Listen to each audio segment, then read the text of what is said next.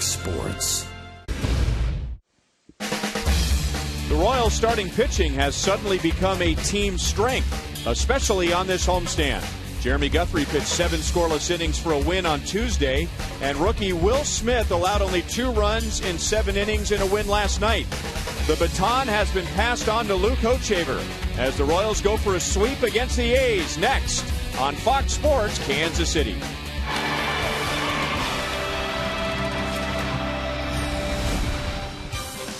Royals baseball comes to you from Kauffman Stadium, where the Royals have already won this series with the A's. They've won the season series with the A's. They'd like to cap it tonight with a 3-game sweep. Hi, everyone. Welcome back to the ballpark with Royals Hall of Famer Jeff Montgomery. I'm Ryan Lefevre. And on the last road trip, we saw Will Smith with his A game hold the Baltimore Orioles to 2 runs in 7 innings. Monty, last night he did not have his A game, but he held the A's to 2 runs in 7 innings. You're right, Ryan. He did a really nice job and getting a lot out of not having a lot of good stuff. Didn't have his best command. We're going to look at his last start against the Orioles. Hit the spots, had really good command in that start. Was an easy start for him. Last night, he had to fight a little bit. Had to really battle the Oakland A's in order to get some big outs and big situations. He was able to do that and get his first win here at Kauffman Stadium. 2 great starts for the Royals in this series, and now it's Luke Hochevar's turn. He would like to continue that trend and beat the A's for the first time in his career.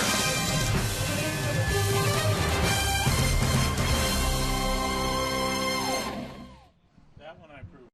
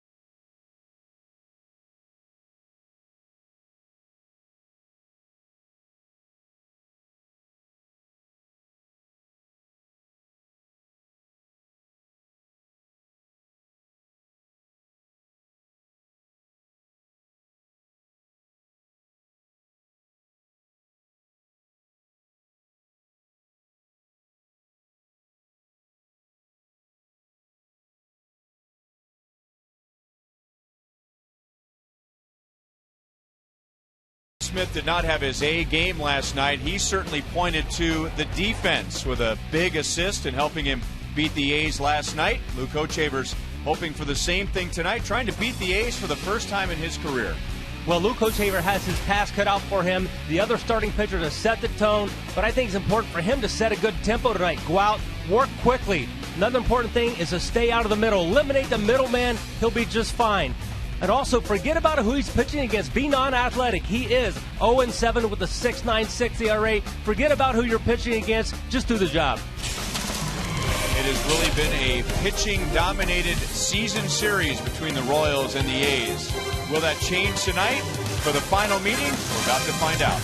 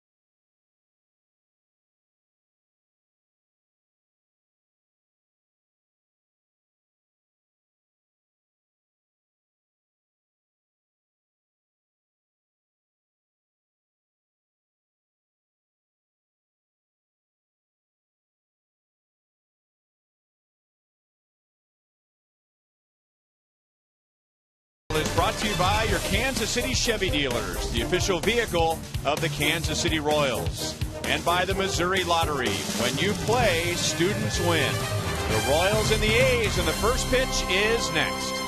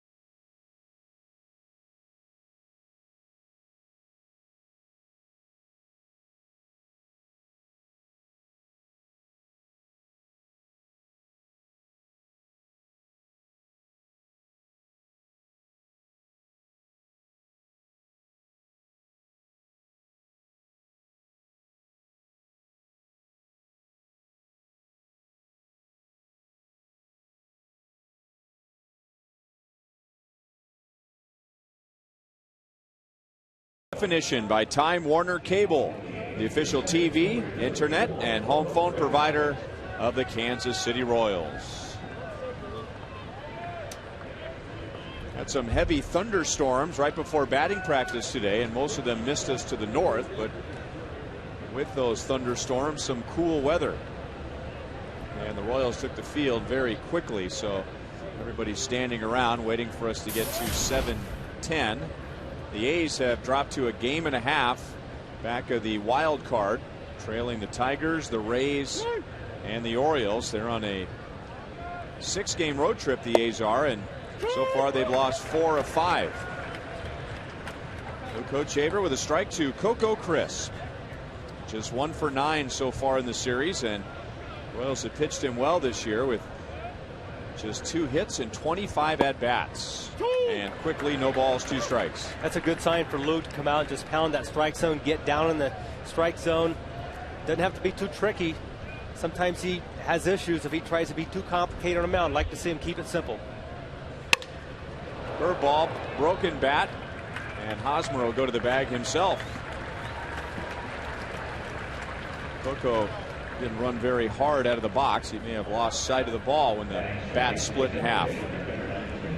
So Crisp is out. Jemile Weeks will bat now. He's back in the starting lineup after getting last night off, at least from the starting lineup. He was a pinch runner late in the game, and Josh Reddick, who was also out last night, he is in there as the designated hitter. So those two getting the night off against the lefty Will Smith, and back in there tonight against Luke Hochevar. Weeks was 1 for 4 in the game on Tuesday. Johnny Gomes gets the night off. He was in right field last night against Will Smith. 2-0.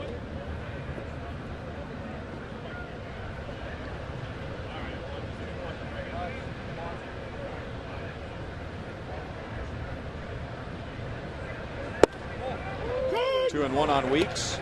Luke's been on a nice little roll at home. He's really turned his season around at Kauffman Stadium. His ERA was almost 10 in his first 5 starts here, but now that's a thing of the past. 2.45 in his last 6. And hoping tonight he pitches well and beats the A's for the first time in his career. He has struggled mightily against the A's, as we mentioned earlier. 0-7, almost a 7 ERA. So something about the A's that has not worked well for Luke. Ball is a little bit high, 3-2. You know, it seems, Monty, when he's gone to those core pitches, his 4-seam fastballs, curveball, and his changeup, maybe make or break is a little too strong, but the curveball really seems to be the key pitch. Well, he's got a really good curveball, and I think when he uses it along with his fastball, he doesn't have to get too tricky. He's got a really good fastball, has a lot of life to it, but sometimes he tries to cut it, tries to sink it, tries to do a lot with it, and I think it takes away from his off pitches when he does that.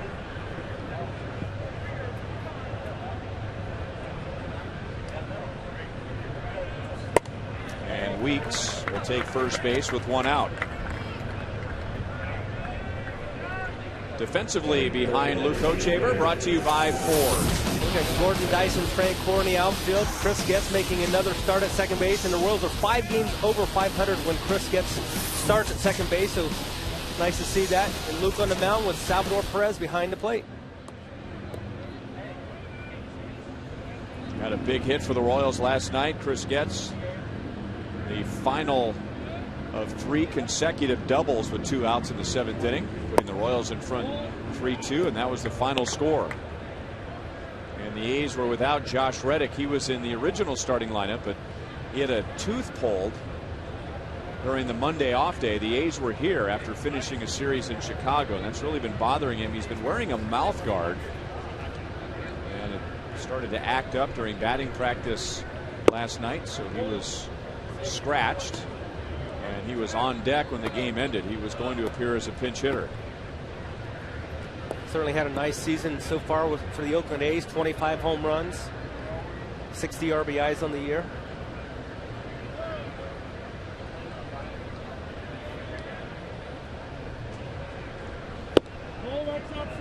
Three balls and no strikes.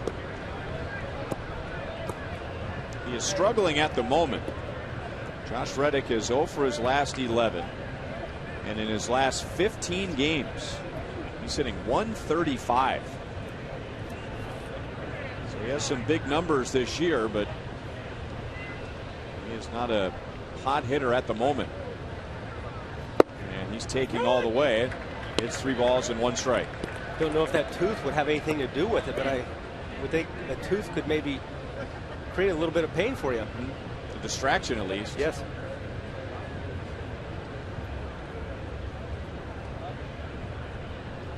Now we'll see if Jemiah Weeks takes off. He has 15 stolen bases. He is not. Reddick is a big-time strikeout candidate. Reddick drives it the other way. Alex gets behind it, and Weeks heads back to first base. 2 down. So at that cold front, we are 20 degrees cooler at first pitch tonight than we were last night. So new Coach Haber goes with the longer sleeves, that type of a night. First pitch right on time at 7:10. Time and temp brought to you by the parking spot at KCI.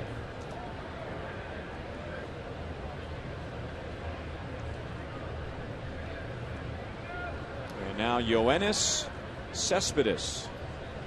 And he's just 1 for 8 in the first 2 games.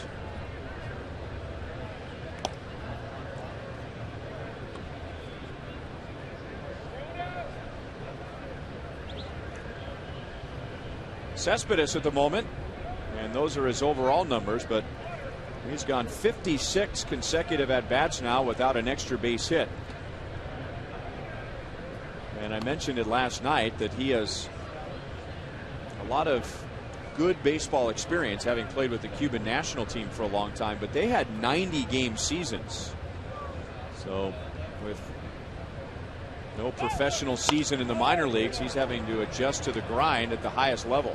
And you see that a lot from guys making their first year in the big leagues, even playing 140-game schedule in the minor leagues here in the States, because that extra month seems to really take its toll on a lot of guys, both physically and mentally. Cespedes had 2 hits and a double against Luke Hochevar when the A's faced him here back on June the 2nd. Luke took the loss, gave up 6 runs in 4 2/3, and 4 of those runs were scored with 2 outs in the 5th inning. And Weeks started early. Luke backs off. The A's will run. They are 5th in the American League in stolen bases. Although in the first 2 games of this series, they have not even attempted a stolen base on Salvador Perez.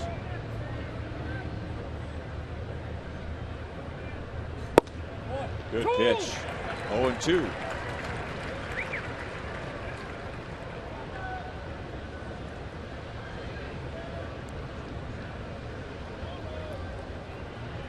Royals' opponents in the last 12 games have only stolen 2 bases. So they've been very careful with Perez behind the plate.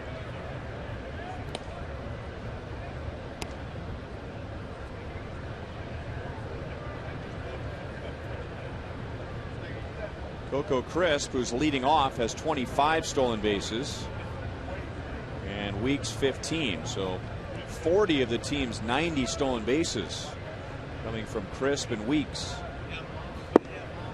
Just inside, 1 ball, 2 strikes.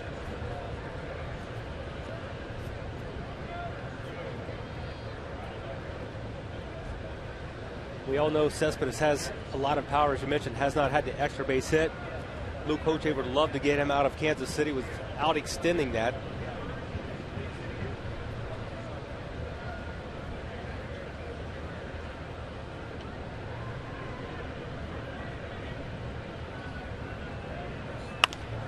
On the ground to Escobar. He'll flip to Getz, and the A's are scoreless against Hochevar in the first.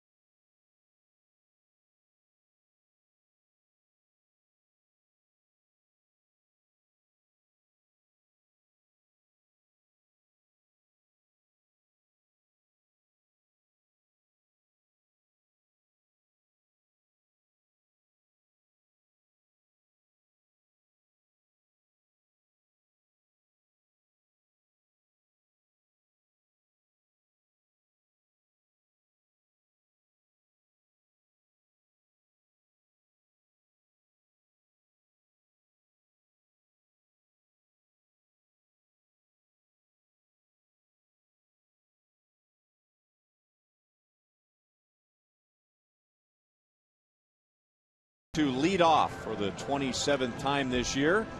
So Alex Gordon will bat third. Mike Moustakas slides down to number 6. And these could be long-term changes, at least through the end of the regular season. And with more on that, let's welcome in Joe Goldberg. Yeah, I think we were all a little surprised, Ryan, to see Alex Gordon not in the leadoff, because every game he's played since May 26th, he's batted leadoff. And on the year, a .307 batting average in the leadoff spot, .379 on base percentage. But Ned Yost saying today that they see him in the future as a 3, 4, or 5 hitter. They're looking for help in the 3 hole, which collectively has a .223 batting average this year. Said the time is right. We're going to try to ride it out for the rest of the year. As for Alex, we'll hear from him a little bit later on, but he says very comfortable in the 3 hole, guys. And boy, would the Royals like to see him flourish there, or at least in some part of the middle of the batting order, and Gerard Dyson to take off as the Royals leadoff man. Much more typical leadoff type hitter for Gerard Dyson to be at the top. Now Dyson this year, and there are the numbers, .276. When he bats leadoff, .258, so down just a little bit, but his on-base percentage, batting leadoff, is about the same as his overall on-base percentage, which would be in the 330s. In the air to Cespedes in left field. And Dyson is out, number 1, and the Royals are facing right-hander Dan Straley for the first time tonight. Straley's a 23-year-old righty out of Marshall University. Ryan, got to make we sure are Marshall. Get that plug in for the herd. He's one of the A's top pitching prospects. He's going to be a low 90s fastball guy. He got a curveball, but in talking with Bob Melvin and pitching coach Kurt Young, they really like his changeup and really like his slider. So those are his 2 swing and miss type pitches. He is 23 years old, born in Redlands, California. That's quite a ways from Oakland, so he's in his home state playing for the A's, but about 7 hours away from the Bay Area.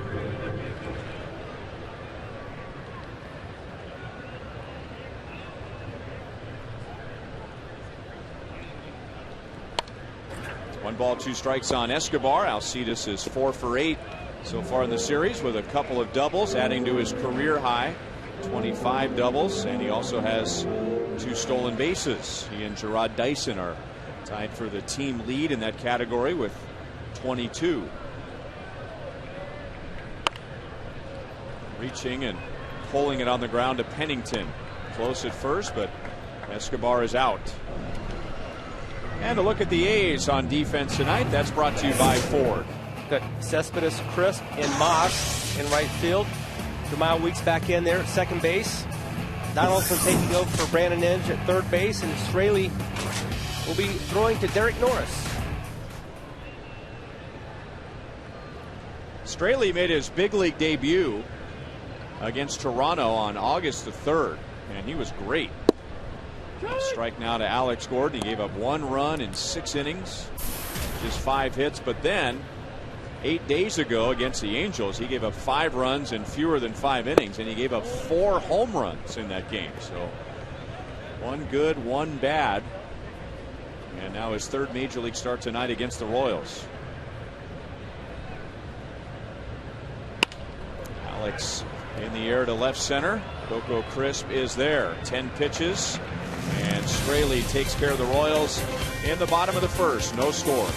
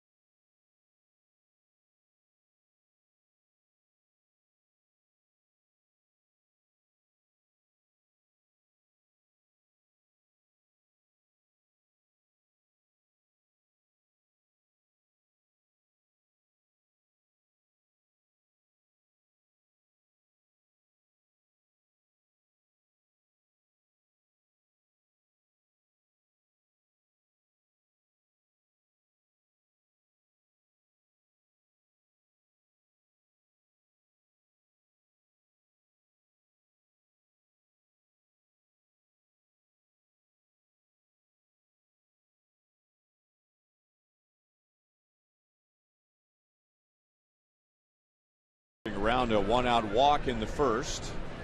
Chris Carter will lead off in the second inning. Then Brandon Moss and Josh Donaldson.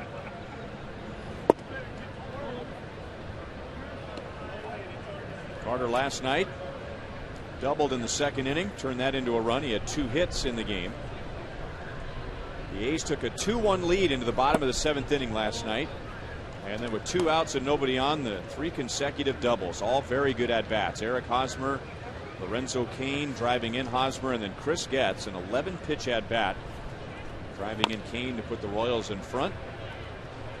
The Royals taking game 2 3-2 after shutting out the A's in game 1. The Oakland A's, in their 5 losses against the Royals this year, have scored 2 runs. Both of them were last night. One of those numbers that's hard to figure out at times, because early in the year the Royals starting pitchers were really struggling when the A's came in, and 2 out of 3 games they were shutouts. The only other game was Luke's game, and he had a tough game against the A's, which historically he has had. There is some power in the A's lineup, and we talked about the speed, but they are last in the league in hitting. If a hitter is batting .230, he's having a bad year. The A's as a team are hitting .230. That's Hochevar's second walk. And Carter walks a lot. He has a .400 on base percentage. So the leadoff man is on. We remind you the 3rd annual Cruise to the K Classic Car Show and exhibit is coming up on Sunday. Cars will be on display in parking lot A and will be exhibited throughout the day. There's a ticket package for participants and viewers, and you can go to Royals.com/car show to register and for more information.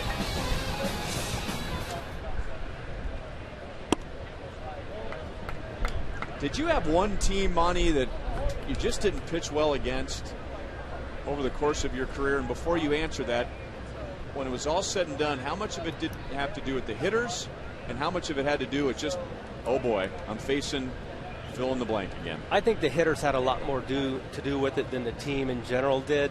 Certain hitters, and sometimes certain hitters would go from team to team to team, and you hated to face that team because that particular hitter may be on that team. Shallow left. Brandon Moss flies out to Alex Gordon, 1 away. So who was that team, if there was one for you? There really wasn't a particular team that really stands out to me, but I can tell you a handful of hitters that stand out. Well, you've mentioned Harold Baines before. Yes, right? he was a player who was very difficult, and Don Mattingly was a tough guy to pitch against. A lot of lefties. Lou Whitaker of the Tigers, he was a tough guy as well. So a lot of those left-handed guys, and when the Indians were so strong in the early 90s, really everyone in their lineup was a tough out.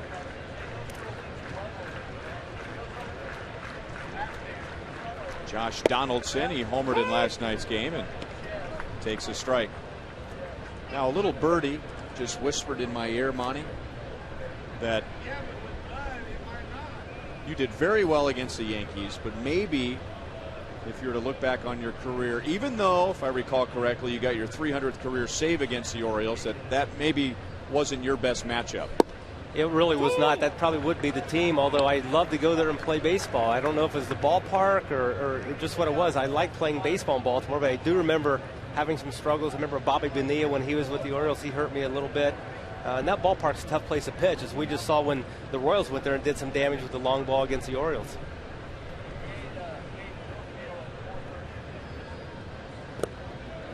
Walked by Perez, 1 ball, 2 strikes on Donaldson. Albert Bell grounding out to Ray Sanchez. 1999, right? That was 300. Career save number 300. Mike Sweeney was there to receive the throw, and he might have been more excited than you were. At least on the outside. He was a lot more excited than I was on the outside. Jumping up and down after he received the throw, and I remember that night very well. Escobar running in to get the big hop, and the Royals turn that into a double play. So it is a harmless leadoff walk, and still no score to the bottom of the second.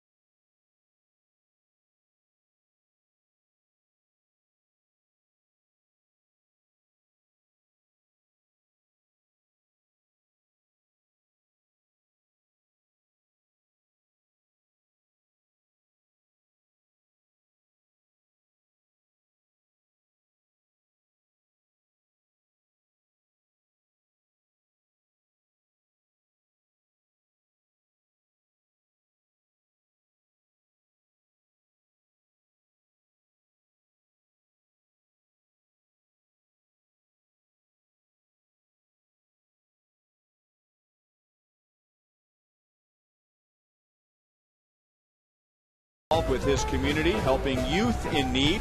He started a summer lunch program through his church in 2006 for underprivileged kids. And has also volunteered for over 14 years at the Sunrise Optimist Club in Topeka by reading books to kids every Friday afternoon. Ted was a criminal justice professor at Washburn University for 27 years before retiring. Enjoying the game tonight. And the Buck O'Neill legacy seat with no score to the bottom of the second inning. Billy Butler takes a strike from Dan Straley, who knocked down the Royals in order in the first. Billy 2 hits, 2 RBIs in the series. 75 RBIs on the year.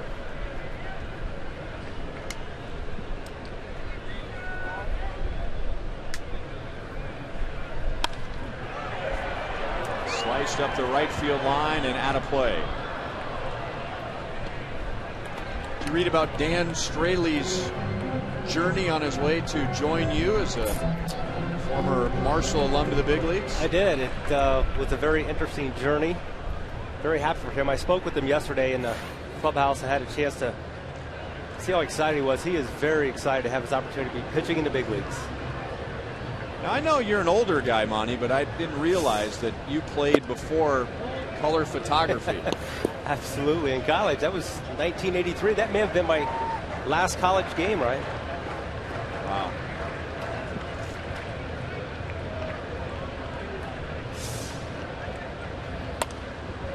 I had a chance in my college career to play one game against Marshall, and I don't think it was the stadium on campus, but there was an old minor league field just off campus. That's where we played. Is yes. that where you? Okay, yes. That's where we played. Man, it was just like walking back into time. Old wooden grandstand. St. Cloud's Commons. Well, Dan Straley from California started his college career at Western Oregon University, and then he transferred to Marshall. He had never been west of Idaho. He had never been on an airplane. But there he went from Oregon to West Virginia. The A's took him in the 29th round in 2009. And last year, Dan Straley won 11 games, but that was an A ball. And then this year, 14 games in AA, 8 games in AAA, and now his third major league start tonight. And he has really been able to put up some strikeout numbers in the minor leagues. 544 strikeouts in 506 innings before his call up this year. Left that out over the plate. Really drives it to center, but that's into a crosswind tonight. We're talking about the cool weather that has arrived because of the passing thunderstorms. And so the prevailing wind at the moment is still out of the northwest. Pitch was up, kind of hung in the middle part of the plate. If the wind had been blowing any direction other than the way it is, that had a good chance to get out of this ballpark.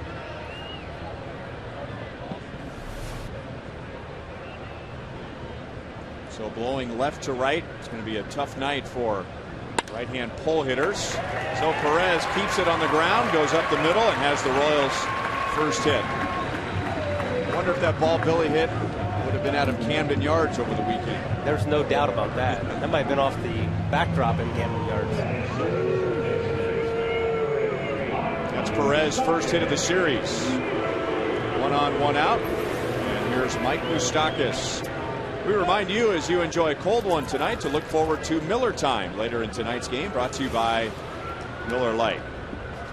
Well, Perez was 0 for 7 before that single, and Mike Moustakas can use that for some inspiration. He is 0 for his last 9. And Straley throws strike 1. One thing I learned in talking with Straley is he was always good against right-handed batters.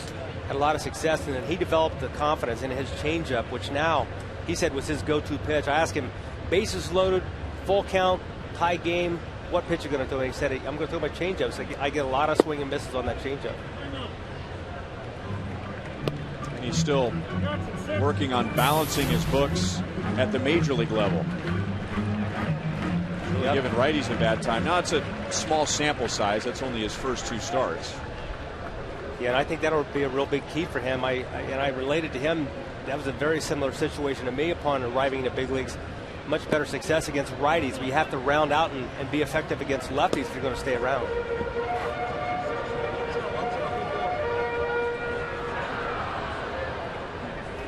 Australia is one of 18 rookies the A's have used this year. That's the most in the major leagues. And at the moment, they have 10 rookies on their roster.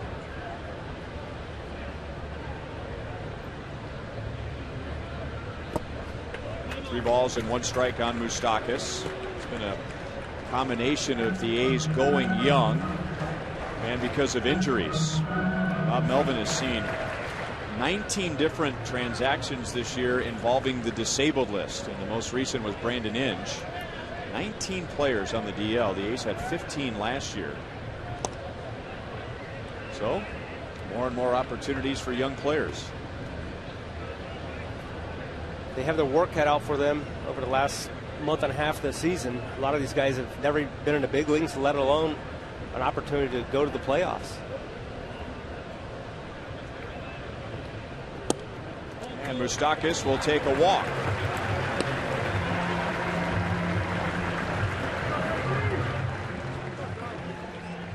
So 2 on, 1 out. And with Moustakas at first base, your chance to show other Royals fans your best Moose call is coming up. Just create a video of yourself conveying your most innovative and creative call in honor of Mike Moustakas, and you could be the winner of our Let Loose Your Inner Moose contest. The deadline is on Monday, so go to Royals.com/Moose contest to upload your video.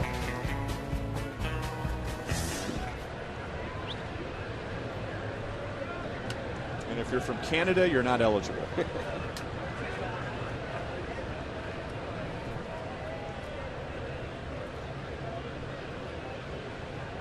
2 on, 1 out. Ball 1 to Jeff Francoeur. Now Australia has missed with 5 in a row.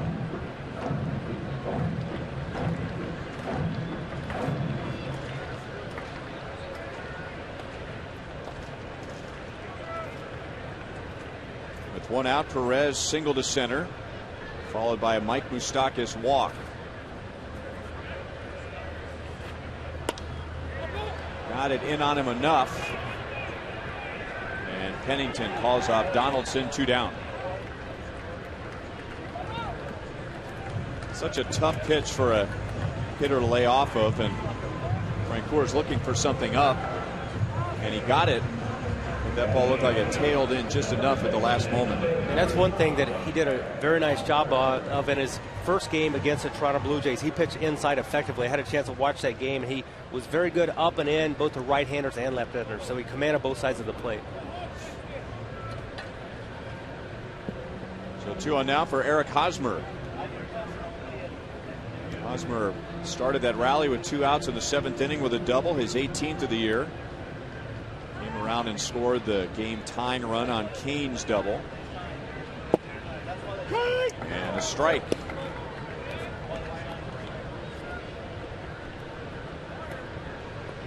Hosmer 2 out of 6 in the first 2 games with a couple of runs scored and an RBI.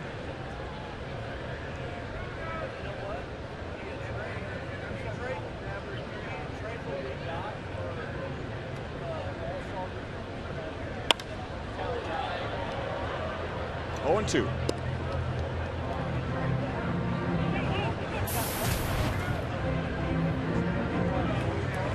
Well, the batting average just a tick below 230, but Hosmer has actually been better in these situations with runners in scoring position. So he started that rally in the 7th inning last night in his final at bat, and now the Royals hoping that he finishes a rally here in the 2nd. Ball, 2 strikes. And the double for Hosmer was the other way. Seeing more of an effort, it would appear, by him to use the opposite field and the middle of the field.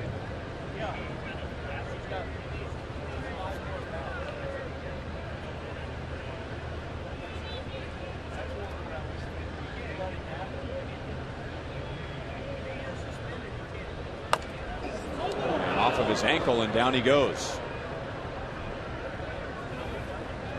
Let's hope that hit a little ground before it hit his leg.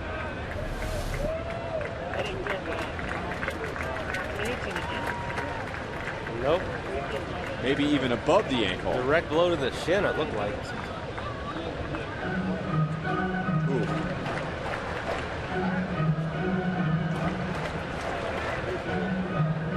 That is a shin burger.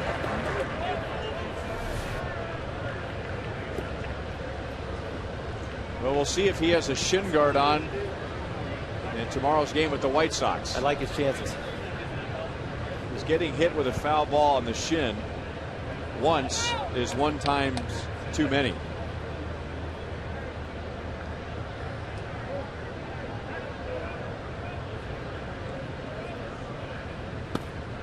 Two balls, two strikes. His 2-out double last night was after Brandon McCarthy really cruised through that inning. 2 quick outs and then back-to-back doubles, and Eric Hosmer getting things going. Like you said, going the other way, a really good sign for him. Both he and Chris Getz going the other way. Getz, his double was against Sean Doolittle. Hosmer has Perez at second, Moustakas at first. Pretty good swing, and he fouled it back. We'll go back to last night with 2 outs, nobody on, and Eric Hosmer gets things going here in the 7th inning for the Royals. May had thoughts of 3, but unnecessary. He's in scoring position already.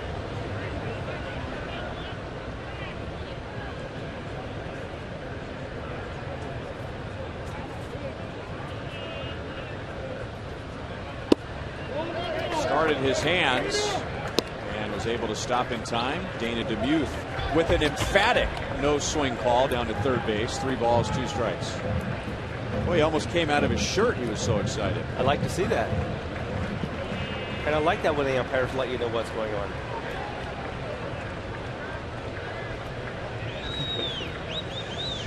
So 3-2, Perez and Moustakas will break early.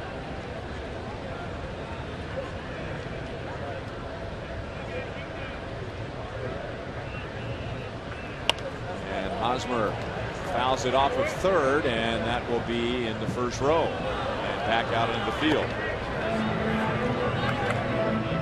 Royals are 9-5 in August, and with a win tonight they would match their win total from last year in August.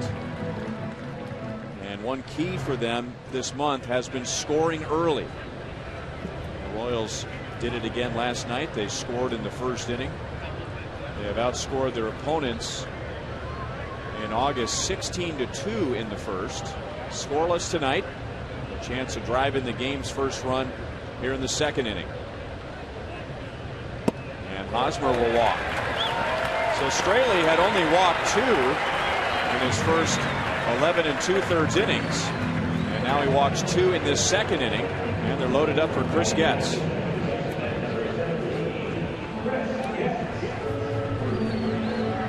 Eric Hosmer able to see 9 pitches in that at bat. Last night's at bat to Chris Getz, where he got the big double. It was on the 11th pitch. Nate Buchanan had a chance to sit down with him at our pregame show and go over that at bat. Very interesting stuff from Chris Getz. He's taking nice, easy swings as he was just fouling off one after another, and then finally got one he could handle and hit it up the left field line. And now Straley is high with ball 1. Well, Sean Doolittle kept throwing fastball after fastball. I think he saw 6 consecutive fastballs, fouled off a breaking ball, then he saw some more fastballs, fouled off another breaking ball, then he got that fastball, was able to serve it down the left field line.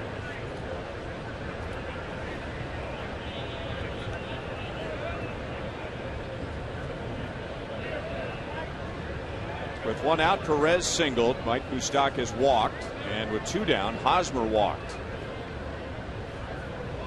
And now Straley and Norris aren't on the same page, so they'll talk it over. And that gives us time to look back on the Getz double. And that's pitch number 11, as we mentioned.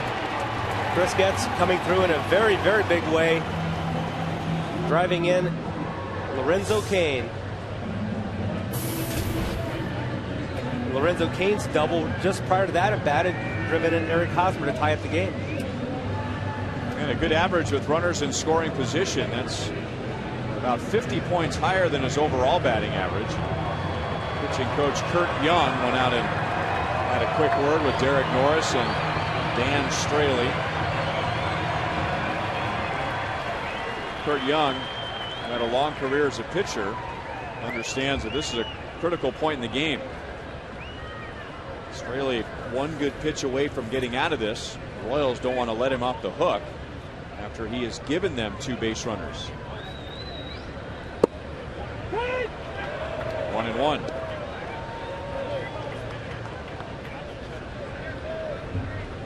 So Getz getting a big hit last night. And he has hit in 5 games in a row as he steps in tonight.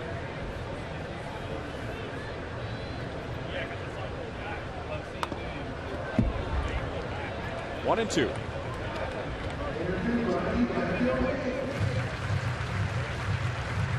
We have learned that Ned Yost really values the number 9 spot in the batting order.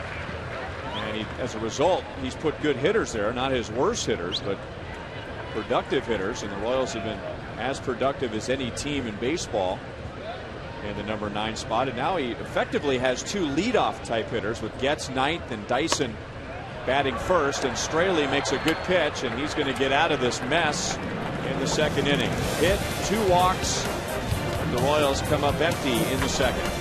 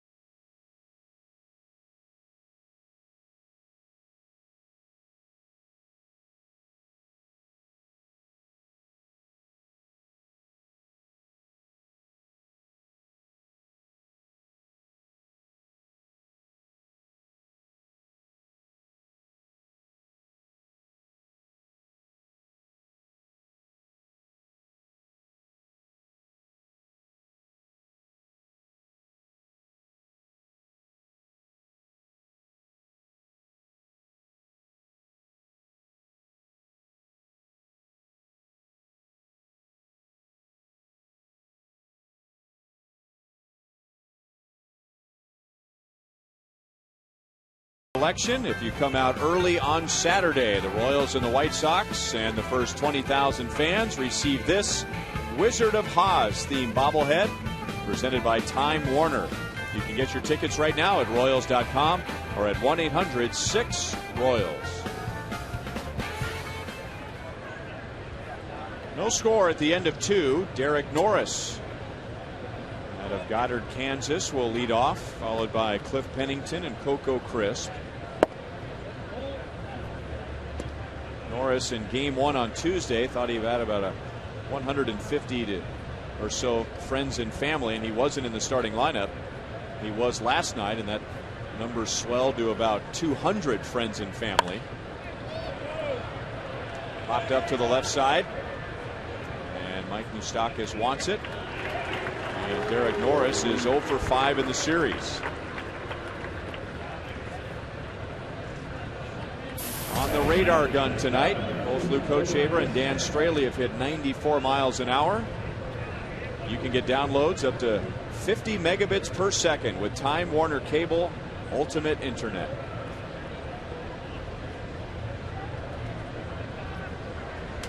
And here's Cliff Pennington, and what a struggle it's been for him this year. He's hitting 199, and the Royals have helped his efforts at all. He's 1 for 23 against the Royals. 2-0.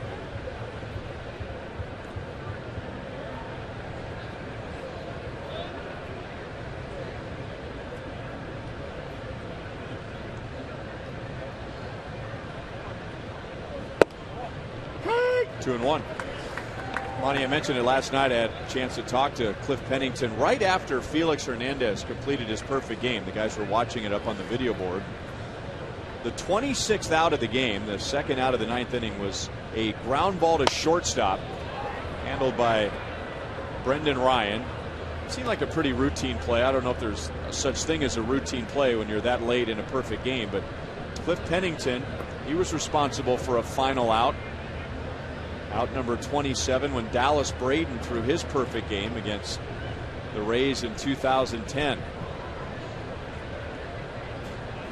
I'm sure as a hitter you're doing everything you can to eliminate history from occurring. You're the last guy. That's the one that everyone's going to see on the highlights.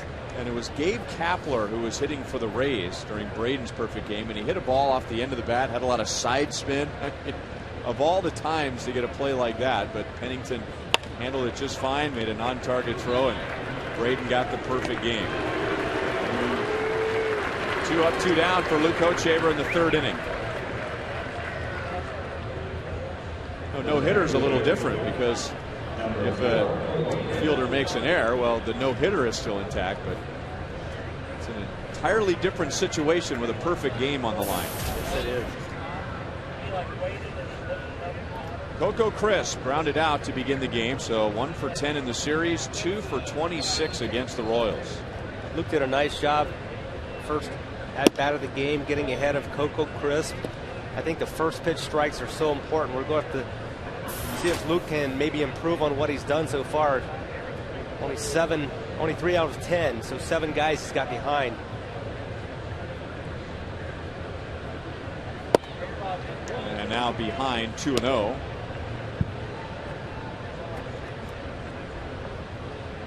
Luke has walked 2. He walked Weeks with 1 out in the first. He walked Carter to lead off the second, but neither walk turned into a run. And Coco thinking about a bunt. 2 balls, 1 strike. And mechanically, when you watch Luke Hochevar pitch, and a lot of those pitches are missing on the third base side of the plate, you have to keep an eye on his left shoulder because he has a tendency to fly open too early, and that arm will have to drop down, and as a result the ball tails away. And you've seen Salvador Perez kind of motion him a few times to keep that left shoulder in there. 2-2. Probably the most common mistake that pitchers at every level, starting at the little league level all the way to the major league level, will make is getting that left shoulder will fly open too early, getting a little bit of a rush, and you may sometimes try to overthrow, and that's really creates a lot of problems.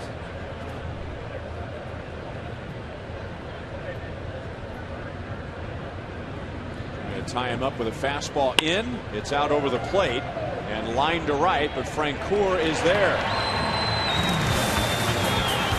3 up, 3 down for the A's in the third.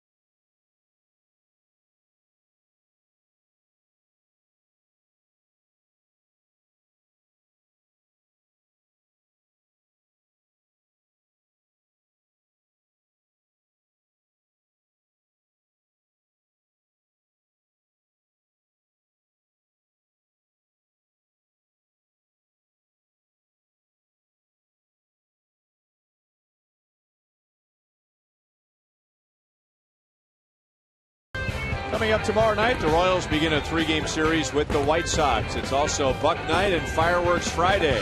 Hot dogs, peanuts, and soft drinks are just $1 each. After the game, Friday Night Fireworks presented by Hy-Vee and Pepsi. And you can get tickets right now at Royals.com or 1-800-6-ROYALS. Rod Dyson leads off and does so for the second time tonight as he bats leadoff. And Yost shuffling up the starting lineup. Dyson leading off and Alex Gordon batting third. Mike Moustakas hitting sixth. Dyson flied to left in the first inning, carrying an 8-game hitting streak into the game tonight. Thinking about a bunt, and it's 0-2. Our Toyota League leaders, when Dyson gets on base and attempts a steal, he has the 4th best success rate in the American League, behind Coco Crisp and just in front of Alcides Escobar. Mike Trout, 93% of the time he takes off. He is safe. He's amazing. That guy is a ball player. Yeah, he is a ball player. Great instincts, great skills, abilities, everything. Total package. Almost like he knows something about the game that everybody else doesn't. He is amazing, that's for sure.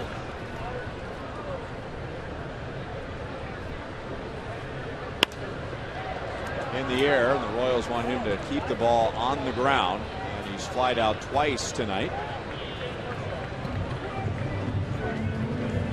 Straley worked around a base hit and 2 walks in the second and was able to get Chris Getz to ground out. And now Alcides Escobar with 1 away. Alcides grounded out to his counterpart, Cliff Pennington, at shortstop. Still 4 out of 9 in the series and batting .301.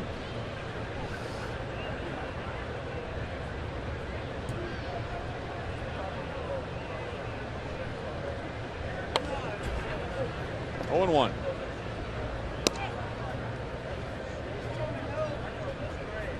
The way Escobar is hit batting second, there's been no drop off at all, going from 9 to number 2. And he hasn't put any more pressure on himself moving up in the order. And it was that line of thinking where Ned Yost was comfortable moving Alex Gordon from number 1 down to number 3. Yeah, it'll be interesting. Enough time left here in the season to see how he adjusted that situation. But I think anyone who has the ability to swing at bat, swing at good pitches, make good contact, they have a chance to be successful. And I think that's why Ned feels confident that that will work out for those guys.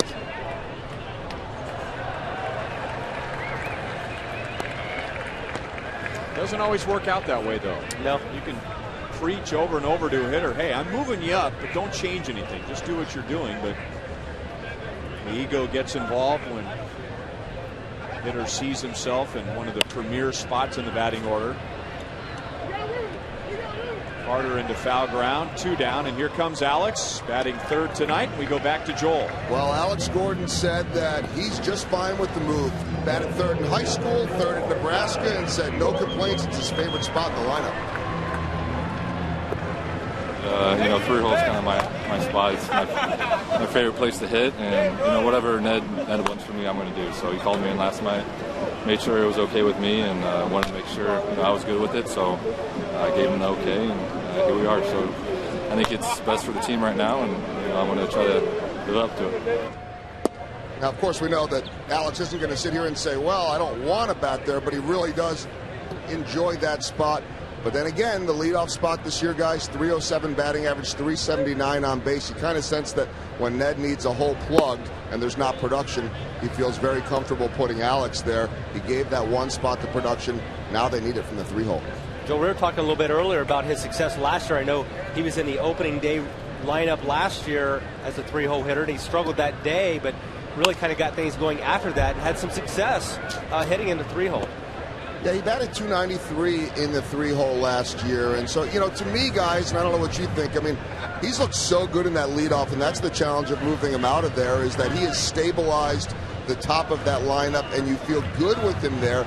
If Dyson can take this and run with it, or if Getz, or they've talked about maybe Kane a little bit up there, if they're getting decent production from the other guys, this works out. But the bottom line that Ned Yost is talking about is that they have not had production from the 3-hole. They still envision Eric Hosmer down the road as a 3-4-5 type of hitter. They like Alex in the middle there. They like Billy in the middle there. Alex also says having Billy hit behind him, not a bad thing. No. You know, and he did a nice job leading off, but you know, there's more to Alex Gordon than leading off. I mean, he might have 50 doubles this year. I mean, you want guys on base when you're hitting 50 doubles. Right. When Alex leading off an inning and hitting a double. I mean, the Royals will take it, but I mean, 40, 50 doubles, and Alex has the most doubles in the major leagues over the last 2 years. That's not really something you look for from a leadoff guy. Right. You almost feel like you're leaving it a little bit on the table when you're having it at the top. I also like him in the 2-hole, and obviously they've found a guy there in Escobar. But I think the key, you guys pointed it out, if he just doesn't change his approach, even though he's in the 3-hole and he was looking to see extra pitches batting leadoff, he just seemed like a very comfortable hitter there. So keep doing what you're doing. And Ryan, like you point out, whether it's the homers or all those doubles, it's going to play just fine in the 3 spot. Can you imagine Jarrod Dyson and Alcides Escobar creating havoc on the bases in front of Gordon, Butler, Hosmer, Moustakas? Sure sounds good.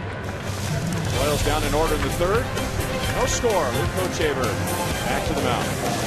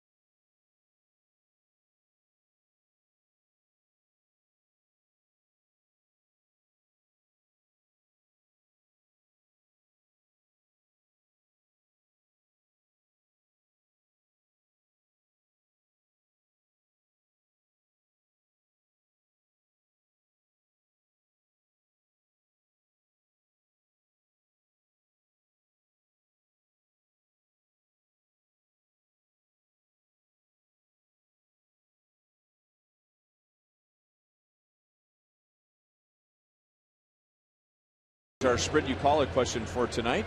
What's been the biggest key? Has it been starting pitching? 10 quality starts in those 15. Is it the bullpen with that tiny ERA? Is it the offense? Good with runners in scoring position and all those home runs? Or how about the defense? The Royals have not committed an error in their last 6 games and have only committed 1 error in their last 9 games. It's been a little bit of everything, but question tonight, what has been the biggest key? I'd like to add one more point to what we were talking about, and Joel and Monty and I were just discussing Alex Gordon moving down to number 3, and the Royals hoping that they'll get more run production with him there. 1-2 on Jemile Weeks, and as we were going to break, I was talking about, you know, the havoc and the distractions and the potential of that happening every night if Jarrod Dyson and Alcides Escobar are on base with their ability to bunt, their ability to steal bases. Weeks swinging out of his shoes, and he strikes out, and that's Luke's first tonight.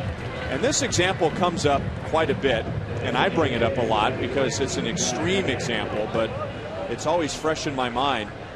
When the Cleveland Indians had that great run, Kenny Lofton would come up, and I know he would drive pitchers and defenses crazy. and then Omar Vizquel. You never knew if he was going to bunt or steal a base.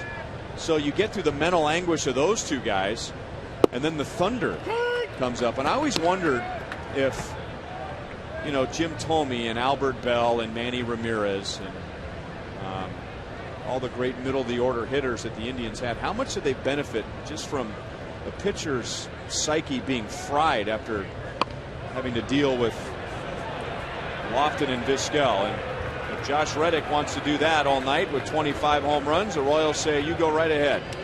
He's on at first with one out, and that's the A's first hit. And right, one point on that as well is when you have guys like that, especially at the end of the game, and you remember a lot of games the Indians would come back and win late in those ball games when Vizquel and Kenny Lofton are on the bases. They create a lot of distraction for the pitchers as well. So it actually benefits those 3, 4, 5 guys in the lineup a lot more than really meets the eye.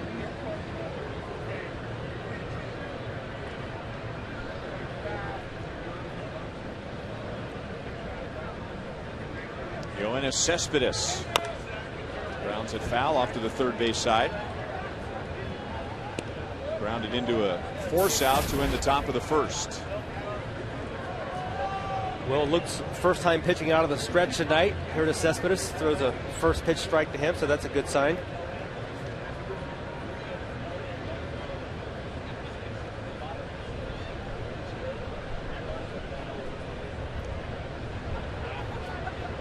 Reddick has stolen 10 bases.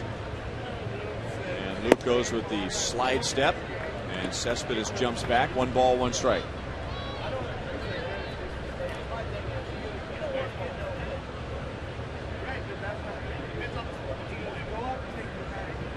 There's that mouth guard we were talking about earlier. He's been bothered by that tooth for a long time, and the mouth guard has helped him. And they finally had to extract the tooth on Monday. Slide step again. Chance for 2. Escobar gets Hosmer. Second double play turned by the Royals defense tonight. And that helps Luke Hochevar to 4 scoreless innings.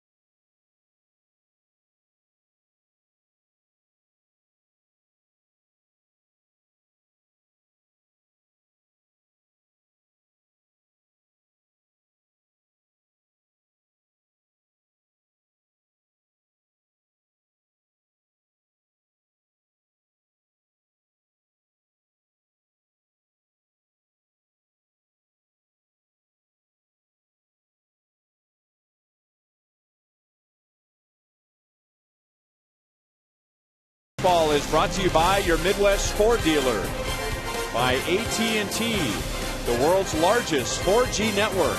AT&T, rethink possible.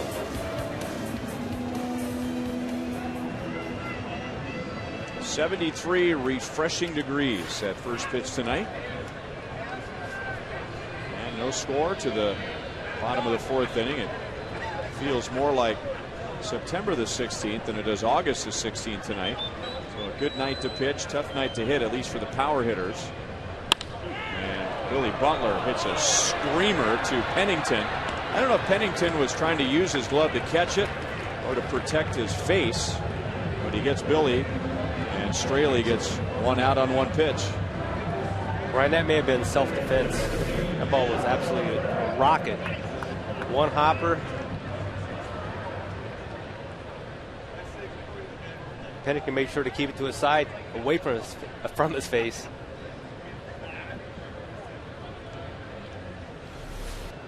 So Billy is a hard luck 0 for 2. He flied to the warning track in center field in his first at bat, and grounds out to short. Strike one to Salvador Perez, who got his first hit of the series with a 1-out single in the second. Both teams only have 1 hit so far.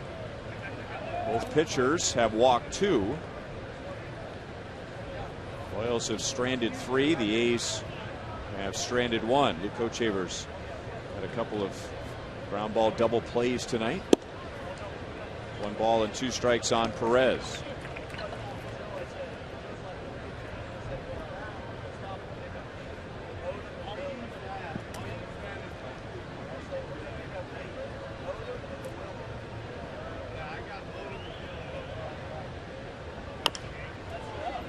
Pulled to Donaldson, who gets a nice big hop, throws high, but Carter's a big target over there, and there are 2 down. Well, still time to sign your kids up for Sluggers Blue Crew, presented by U.S. Toy.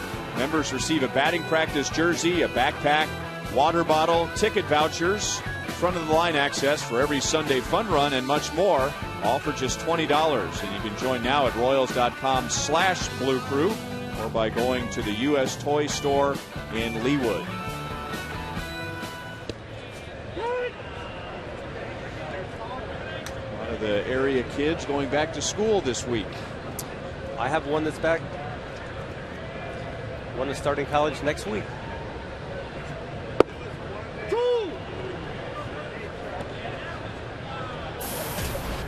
Moustakas walked in the second inning, and the Royals eventually loaded the bases in that inning. There's another advantage for the pitchers tonight. Strike zone of home plate umpire Doug Eddings.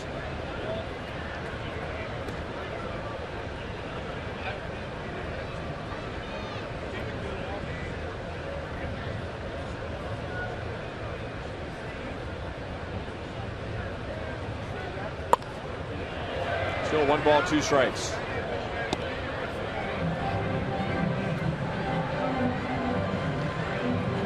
Straley was able to get out of that bases loaded spot in the second by getting Getz on a ground ball, and now he's retired 6 in a row.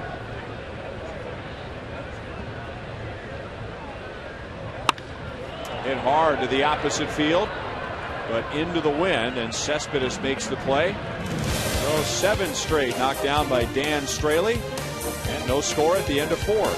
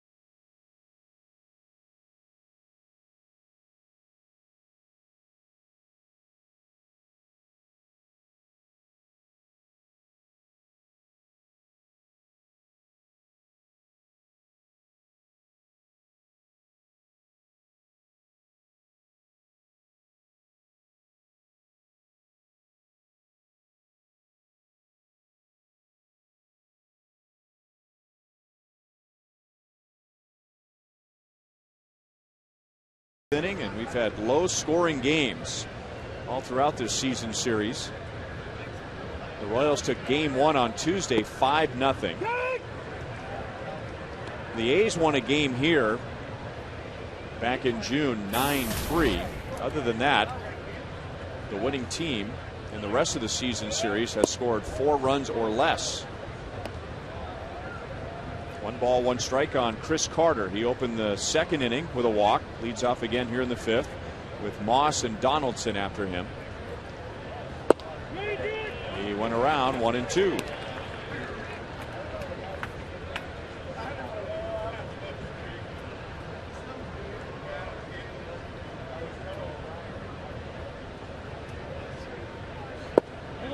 He has a very good eye. Chris Carter, still very young in his big league career, but has an on-base percentage of over 400, 406. And he takes the count from 1-2 to 3-2.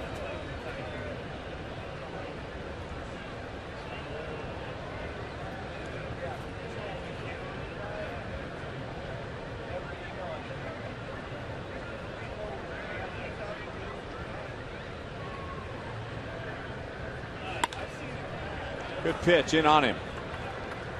Gets his out. And he makes the play. 1 away in the 5th.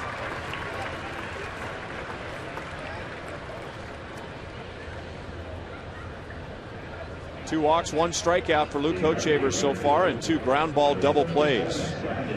Donaldson to ground into a double play to get out of the 2nd, and Cespedes to get out of the 4th. Brandon Moss flied to left his first time up.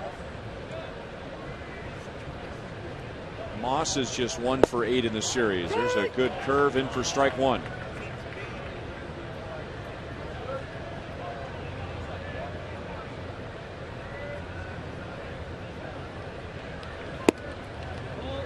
One ball, 1 strike.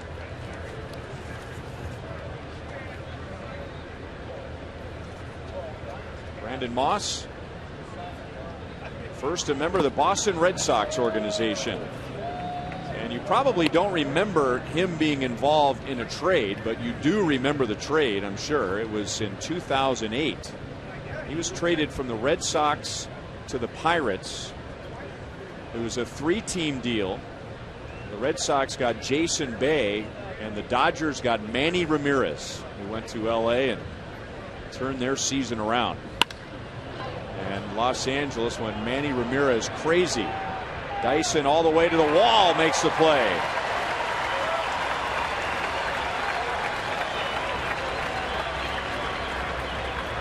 Two down in the 5th. Well, Brandon Moss is going to try that win the other way, but Gerard Dyson's speed is going to allow him to get to the wall and make the catch just in front of the wall.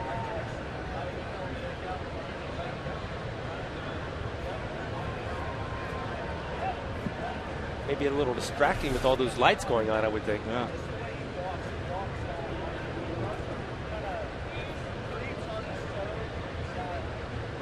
It's like running into Times Square. 0-1 on Donaldson. He grounded into a double play in the 2nd inning.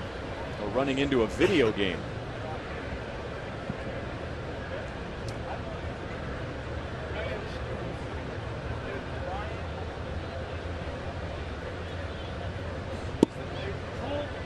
One ball, 1 strike.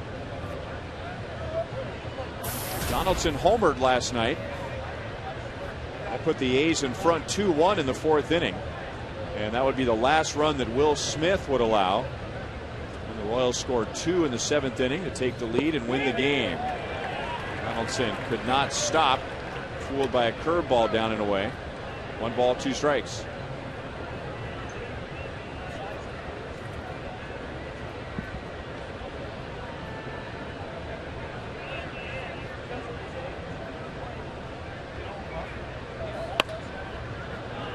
The other way and foul.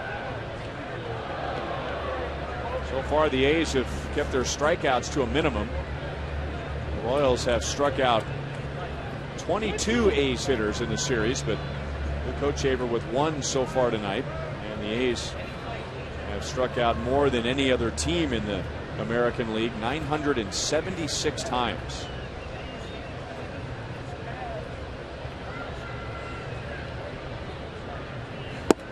Got him with a fastball away. So 2 strikeouts for Luke. Hoping to beat the A's for the first time in his career. And tonight so far he has 5 scoreless innings.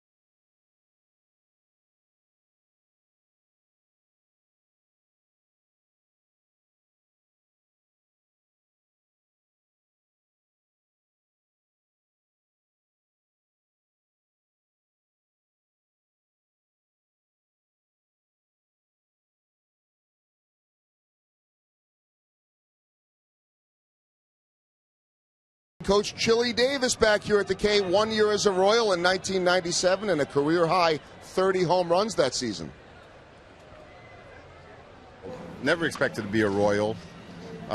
Ironically, I was supposed to be traded here years ago from the Giants for Darryl Motley and Mark Gubicza.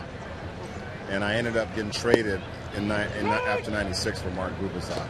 So I ended up playing here. And I was looking forward to it back in the early 80s because they were dominating the West.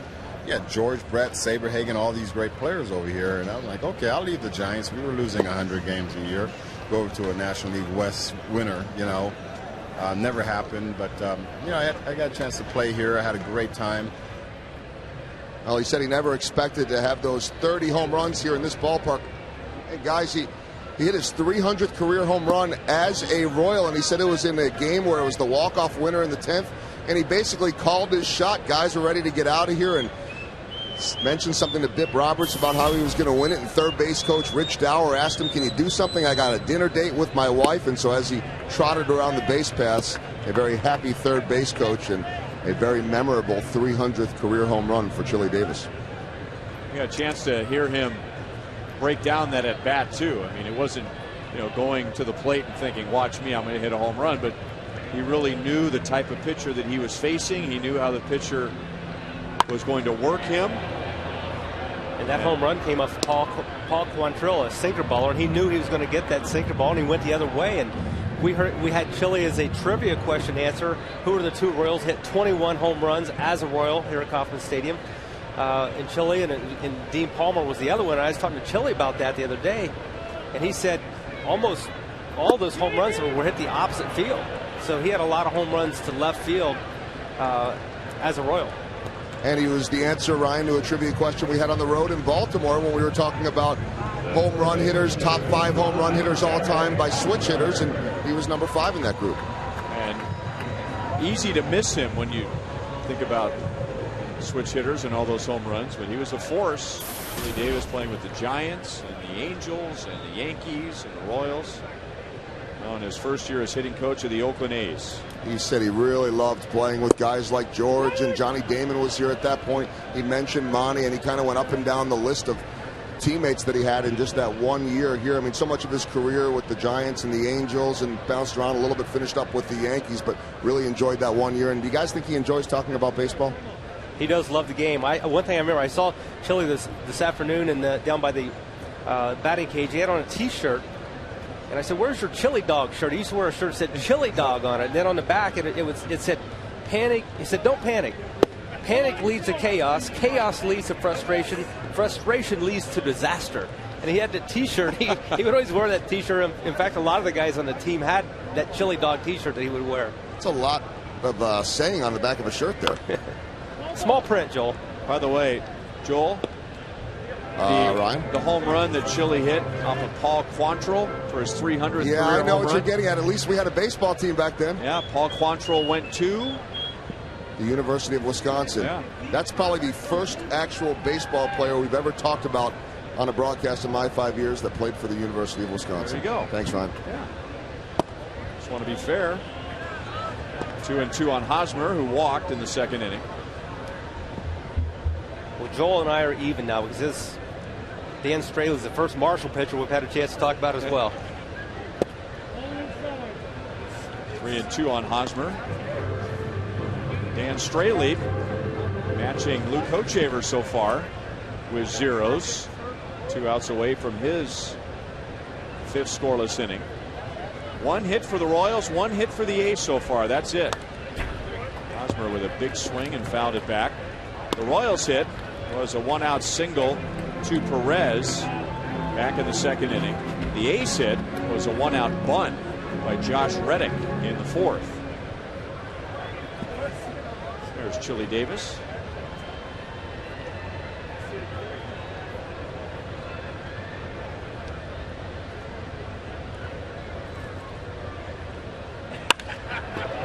Solid base hit into center field for Hosmer.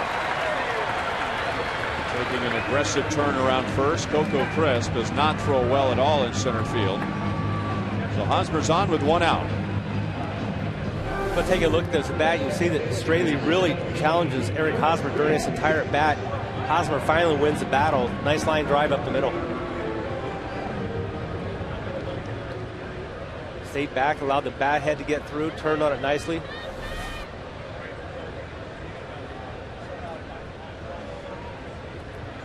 Now Chris Getz rounded out to first to end the second inning. Did that with the bases loaded.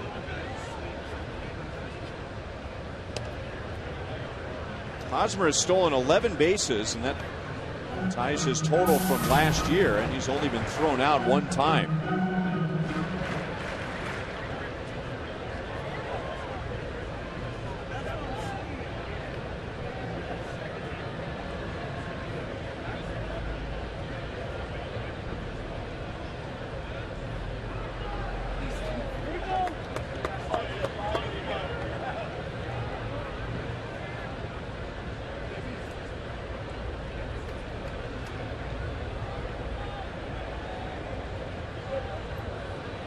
And Hosmer is running as Getz fouls it the other way.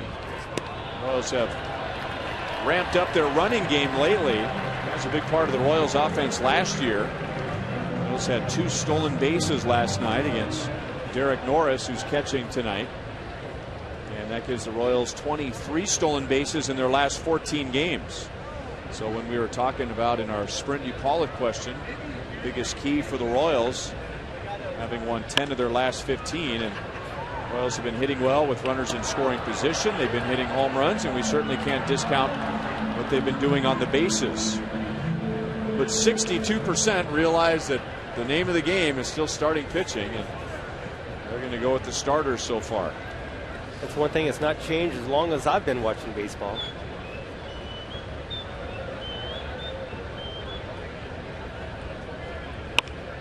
Getz pokes it up the right field line, but he was out in front.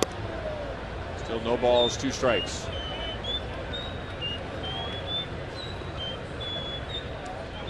Royal starters so far in this 3-game series with the A's. They pitched 19 innings and have allowed just 2 runs. Weeks out at second. Tough feed for Pennington.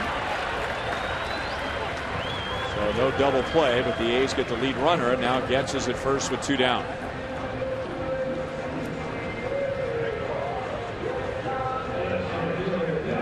And time for tonight's AT trivia question.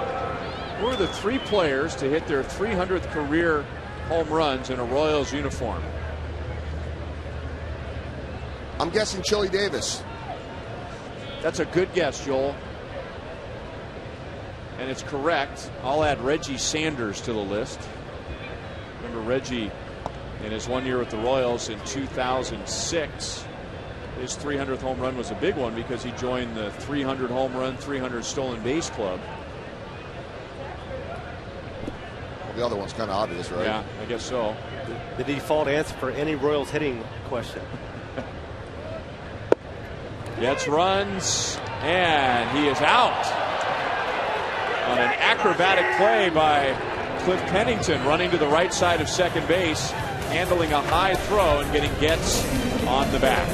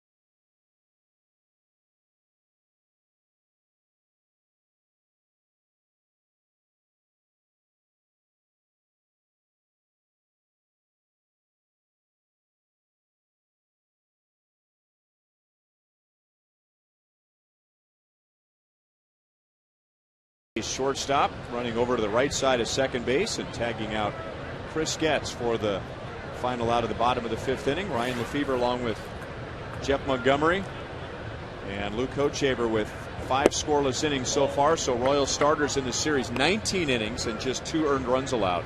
Well, both pitchers tonight have looked really good. Luke Hochevar, Dan Straley for the Oakland Athletics, and only 3 hits total in the game. So starting pitching has been a real key for the Royals, and so far tonight has been the difference in the game.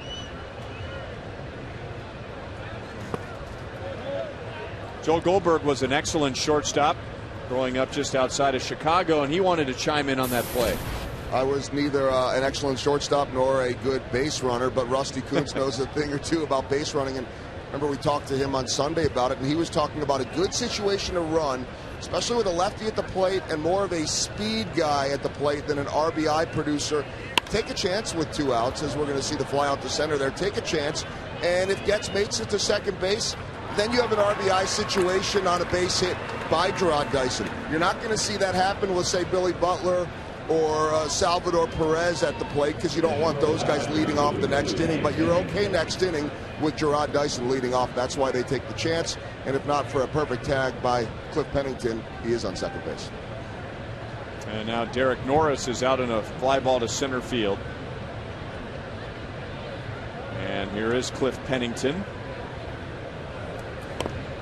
And it's his defense that keeps him in the lineup. He's a 199 hitter, 0 for his last 9, and 1 for 24 against the Royals this year.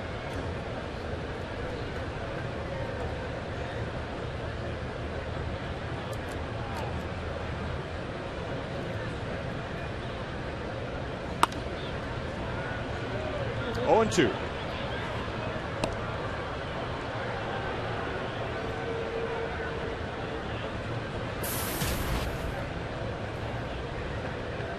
The A's have 1 hit. The Royals have 2 hits. And here we are in the top of the 6th inning. That only ace hit was a bunt single by Josh Reddick with the infield shift. Getz throws him out. Pennington running hard up the line, 2 down.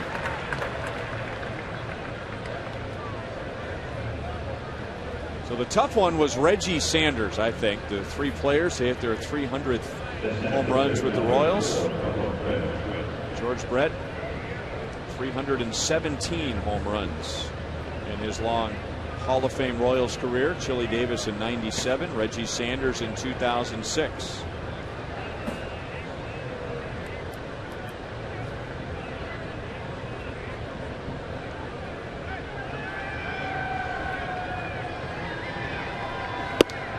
Ball one to Coco Crisp. And speaking of milestone home runs, Adam Dunn is closing in on 400 for his career, and the White Sox will be here in the 3-game weekend series.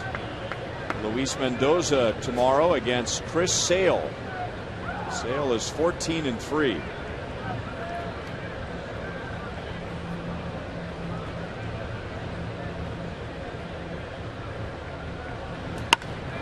Coco Crisp puts a charge in one to right field, and off the top of the wall, it stays in, and Crisp has a double. Now he thinks it's gone. The A's are going to argue that it went over the wall and came back, and Bob Melvin is out first to talk to home plate umpire Doug Eddings, but now he's going to head towards second base umpire Paul Nart, who had the call.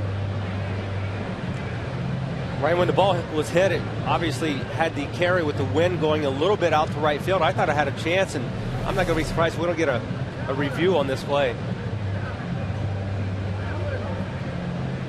Nope, it's over. Boy, I thought it hit the padding. It's a good call by the A's, but it disappears for a moment behind the padding, and the umpires are going to do the right thing. They're going to head to the video room off to the third base side, and it appears that in a few moments Coco Crisp will have his 6th home run of the year. Yep. I think the umpires will get this one right.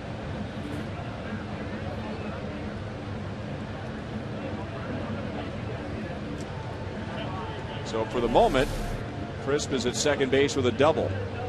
And if this is changed by the umpires and rolled a home run, it'll be home run number 6 on the year for Coco Crisp.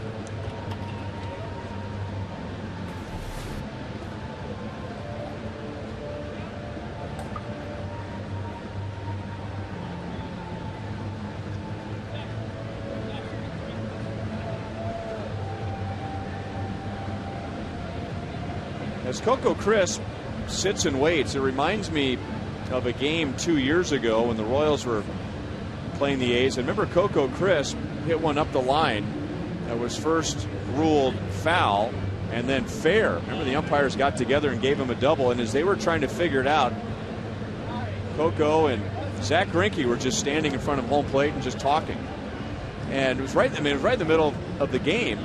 Could have been right in the middle of the at-bat. If it was a foul ball, he'd have to finish off the at-bat.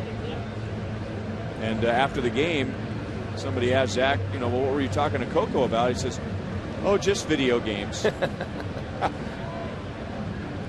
Comes as no surprise.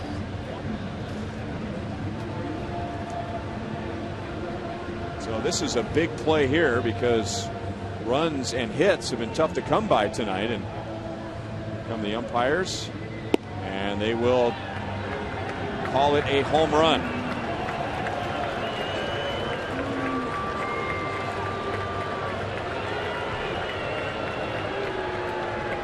Well, that's a tough call to make, the way that the padding and the railing are out there, but when you have the opportunity to see it on replay, there absolutely is no doubt that that was a home run.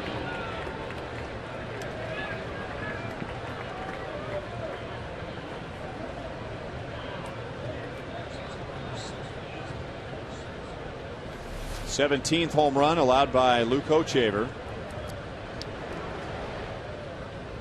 And now Jemile Weeks with 2 outs. Weeks has walked and struck out so far against Luke.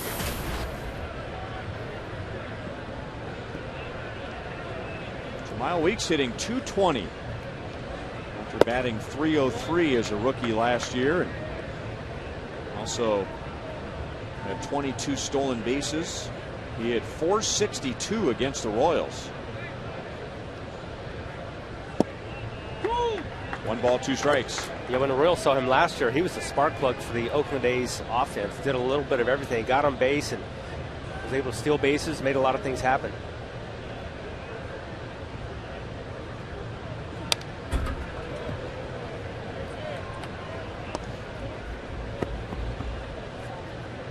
Coco Crisp had been 2 out of 27 against the Royals this season before that 2-out home run here in the 6th.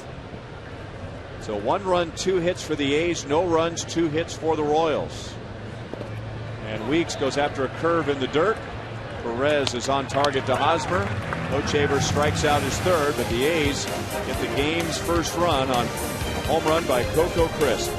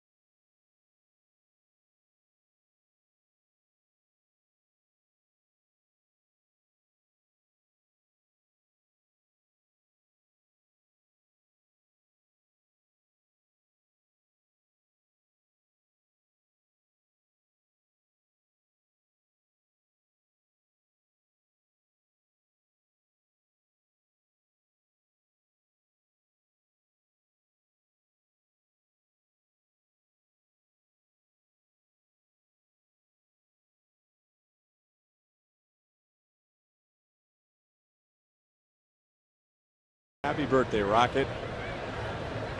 Richard Harlan, our technical director. He got a little sneak peek into the production truck there, and our frontline guys from left to right, producer Joe Lavero, director Steve Kurtenbach, and technical director Richard Harlan, the birthday boy, as Dyson pops out to Donaldson. He's 0 for 3. Now, it's always fascinating whenever you board an airplane and you get to look into the cockpit and you think, boy, how do they know what all these buttons do? Well, that's nothing compared to what a technical director has to deal with doing a television broadcast. I think the technical director has twice as many buttons, lighted buttons, different colors, and he's the one that our director Steve Kurtenbach calls out the orders, but it is Richard Harlan who executes the changing of the camera shots. There he is with a wonderful shirt on. Look at that. Wow. There's Steve Kurtenbach, Joe Lavero. We don't normally allow them into the public eye, but there's a behind the scenes look. So when you hear us refer to the truck, those are the guys in the truck. Those are the guys that Brian Pena loves to give the shout out to. When he says, want to give some love to my boys in the truck, that's who he's talking to. In addition to Sam Abramson and Al Broughton, there's Brian.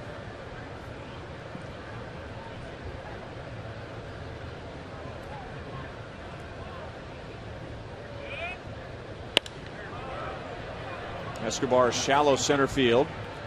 And Alcides is 0 for 3. This is our Sonic Slam inning, our contestant from Stillwell, Kansas. The Royals hit a home run in this inning. That's worth $1,000. If the Royals hit a grand slam out of the park, that's worth $25,000 from Sonic and the Kansas City Royals. And where's Rex Hudler when you need somebody to pronounce a last name?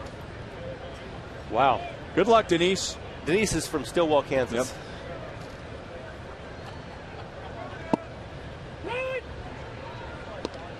Did you hear him wrestle with Miguel Sokolovich in Baltimore over the weekend?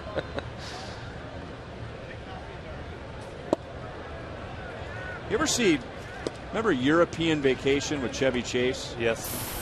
And Beverly D'Angelo, the lovely Beverly D'Angelo. Remember when they get stuck in London, they get stuck in that circle and he keeps saying, "There you go, kids. Big Ben, Parliament." Remember they keep going around and around? Hud got stuck in one of those things with Sokolovich and he just couldn't get out of it. We had to go in there and rescue him.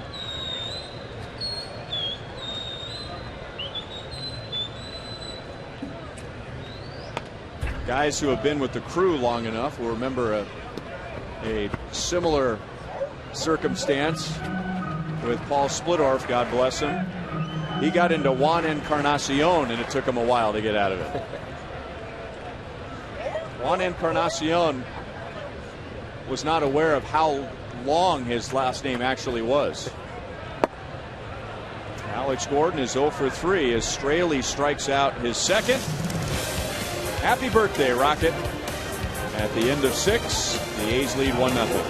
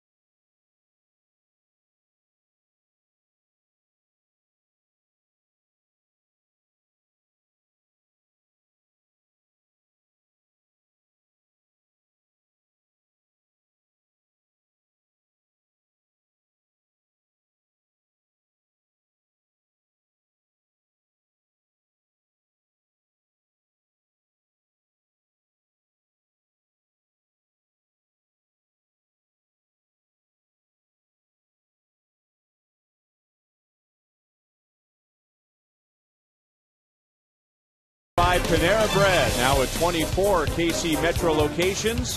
Visit us online at PaneraKansas.com. By AT Uverse, the new wireless receiver from AT Uverse. Visit att.com/freeyourtv. Rethink possible. On a very fall-like evening, an early fall-like evening in Kansas City tonight. A 1-0 A's lead as Luke Hochevar pitches into the 7th inning. 73 degrees at first pitch, which a couple of weeks ago that seemed impossible. I think we'd be thrilled if we got 73 degrees overnight. I agree. It's been a very unusual summer with the drought, the heat. I know the players having an off day on Monday. Saw some of them out the Royal Charities Golf Tournament. They were happy to be refreshed with some cool, much cooler weather. 4 strikeouts for Luke Hochevar. Josh Reddick is 1 for 3. Nice job on the attack here for Luke. Brings out the paintbrush. Down and away to Josh Reddick for strike 3. So 1 run, 2 hits in 6 1/3. Coco Crisp with a 2-out home run in the 6th, and that's it. 1-0 Oakland in the 7th. I wasn't able to make it out to the golf tournament. Who won? I don't remember for sure which team it was, but I was on it. I don't know what we're called. Congratulations. We had some very, very great guys and good golfers on the team, so that makes a big difference.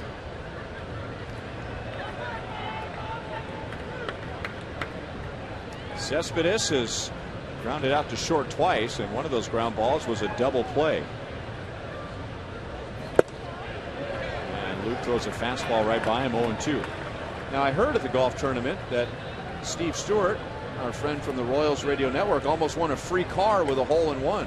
He hit a shot on a par 3, which was a very difficult par 3, over a large body of water, and it hit the flag and rolls about 2 feet from the hole. And he would have got a Lexus? A 2-year lease for a Lexus. Oh. Cespedes. That's into deep left center field, and that is gone. Cespedes had gone 58 consecutive at-bats without an extra base hit. And for the A's, he picked the right time to snap that streak, and Oakland leads 2-0. And that was on an 0-2 pitch.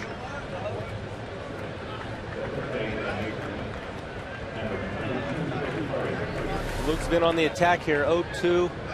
Gets a fastball that leaks back out to the middle part. It was up a little bit. Very hopeful that Cespedes would get out of town with that, getting that extra base hit, but not the case here with the home run.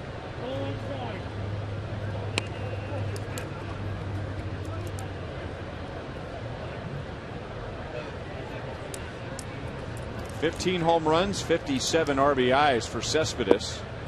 And a big curveball is in for a strike. 1-1 on Chris Carter. So Hochevar allowing his 17th and 18th home runs of the year. Still has a good fastball tonight. And right before Cespedes homered, Luke threw a fastball right by him. Does the same with Carter. 1 ball, 2 strikes. Let's see what he does now. Will he come back with a fastball again? No, breaking ball down and away, 2-2.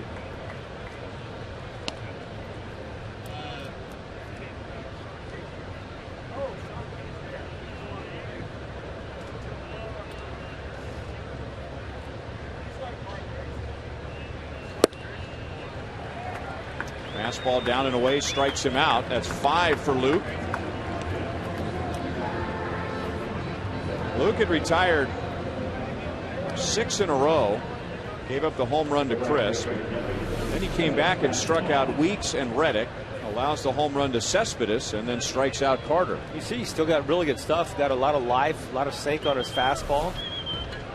Just made 2 mistakes tonight. He has, unfortunately, had to pay for those. Changeup is down and away. Ball 1 on Brandon Moss. 0 for 2 with 2 flyouts.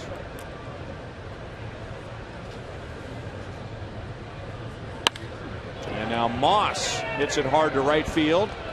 That hits the bottom of the screen. And he hustles into second base with a 2-out double.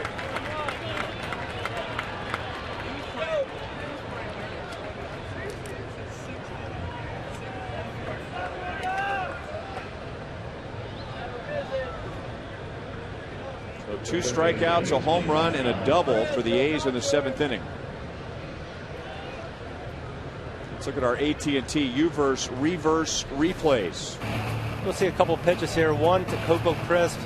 You know, just kind of leaks back out to the middle part of the plate. Not a lot on it. Same thing here. Cespedes gets one right in the middle part of the plate, able to drive it out of the ballpark for the 2nd home run by the Oakland Athletics tonight. And Donaldson has a big swing and fouls it away.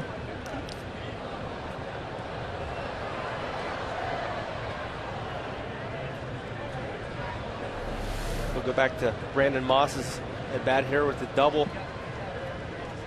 See, that pitch is really pretty much middle.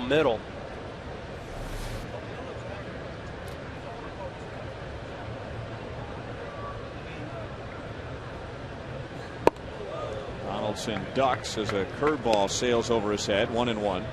Tim Collins just beginning to loosen up in the Royals bullpen.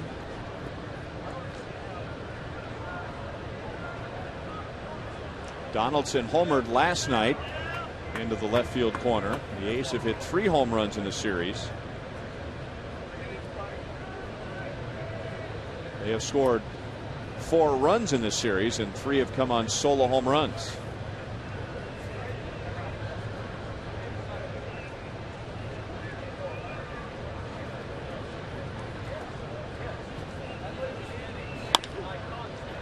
On the ground to Escobar. He gets a nice big hop, and that's the inning.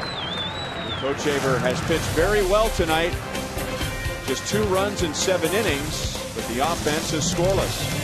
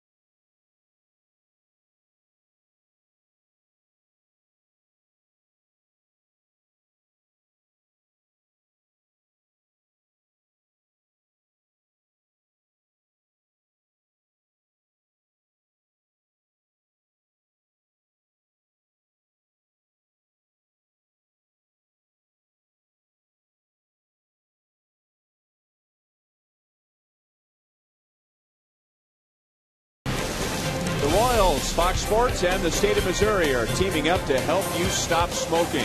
The state of Missouri tobacco quit line is at 1-800-QUIT-NOW. 7th inning stretch at Kauffman Stadium, and the fans haven't had many reasons to get out of their seats tonight because of the pitching of Dan Straley.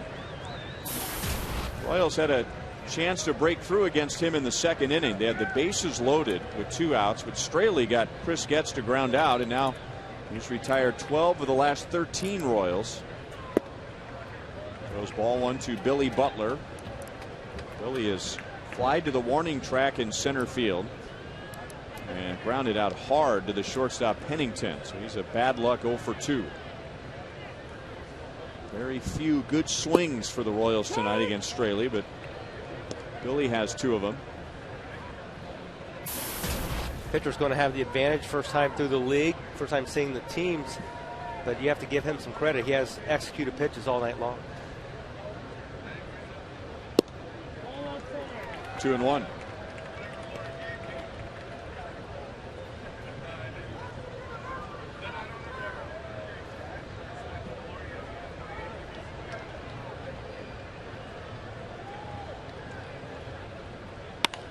And Billy hits it hard again. He will be rewarded with a base hit finally. After the A's scored in the top half of the inning, the Royals come right back with the leadoff man on.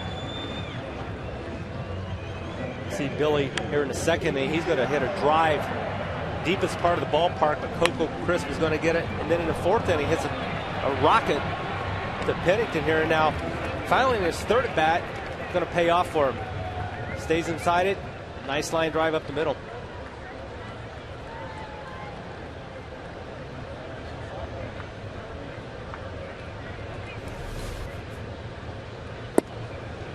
Ball 1 to Salvador Perez. Royals have 3 hits.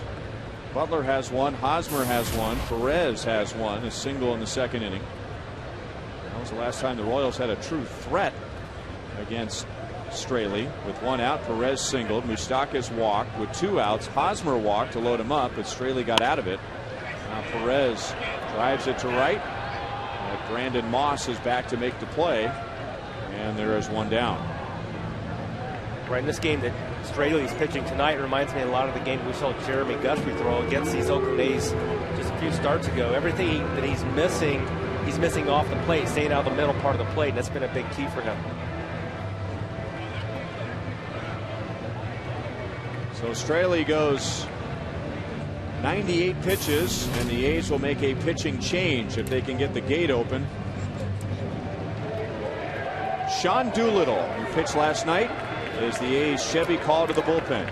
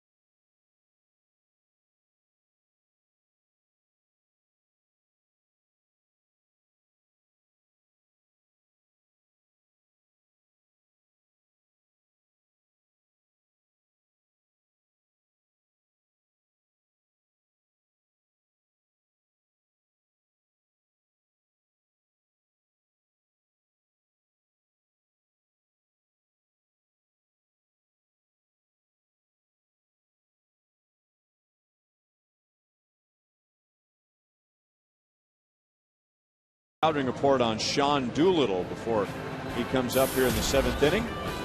Remember, you can follow the Royals with the MLB.com @Bat12 app for your iPhone, iPad, Android, BlackBerry, and Windows Mobile.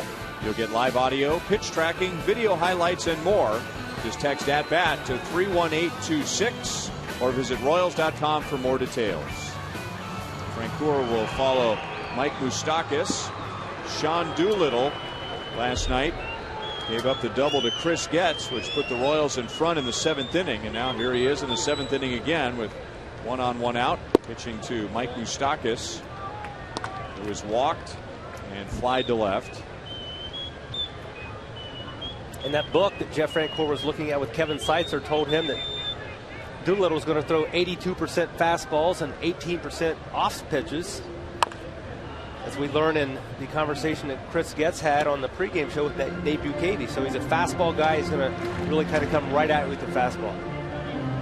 And it makes sense to bring in the lefty against a lefty, but as we also learned last night, Doolittle is much better against right-hand hitters. And it was Chris Getz, a left-hand batter, who came through with the game-winning hit against Doolittle last night.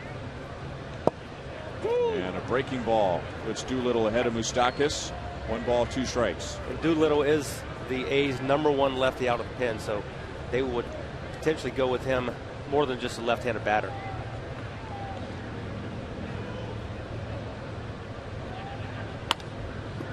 Poke the other way. A long run for Cespedes, and it will drop.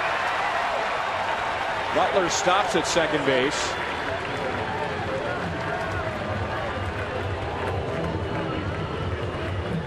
So 2 on, 1 out. Mike Moustakas didn't see as many pitches, and he didn't hit it quite as hard as Chris Getz did last night, but lefty going the opposite field, just dropping it right down the line. Almost a protect mode for Moustakas, but he ends up with a base hit from it.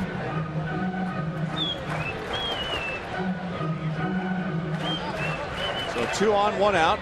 Tying run is on base. Go ahead run is at the plate. It is a Frenchie quarter night So here he is with a chance to put the Royals on the board and then some, and see what he learned from that scouting report visiting with Kevin Seitzer before digging in right here. Francoeur has struck out and popped a short. That was against starter Dan Straley.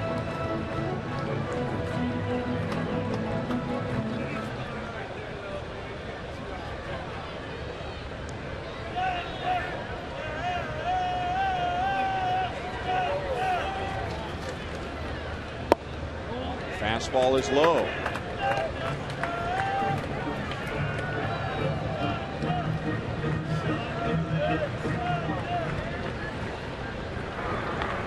Kelvin Herrera. Looks like he's getting ready for the top of the 8th. Luke Kochaver right around 100 pitches. And now 2 balls and no strikes on Francoeur.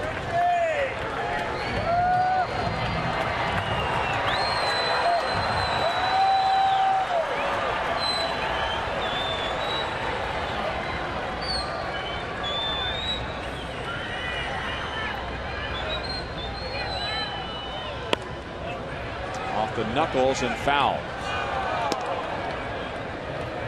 Well, I don't know if there's something wrong with the radar gun tonight, but his fastball tonight on a couple of occasions has registered at 90. He was 95 last night. Yeah. Routinely.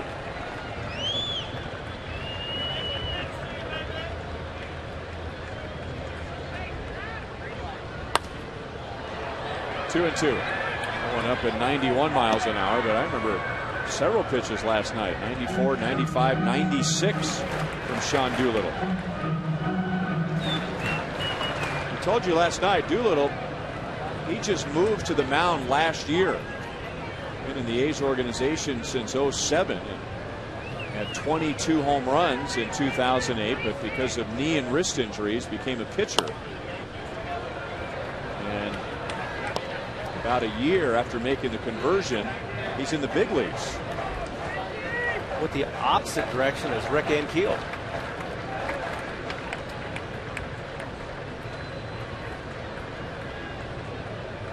He inherited Billy Butler with 1 out.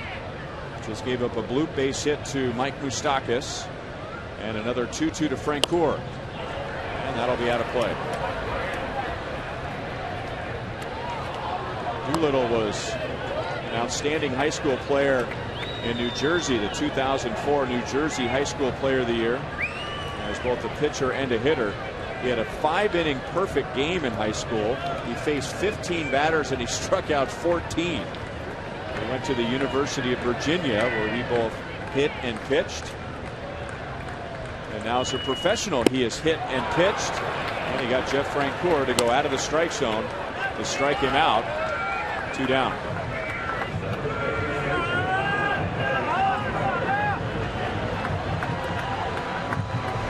Doolittle's going to climb the ladder here effectively. Not sure that that's where he wanted to go, but he was effective. Got the job done for the strikeout.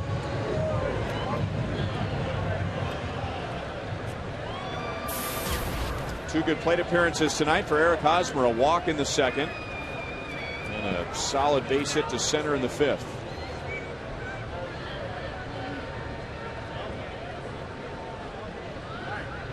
It's only the 2nd time tonight the Royals have had more than 1 base runner in an inning. Doolittle starts Hosmer off with a big sweeping curveball for strike 1.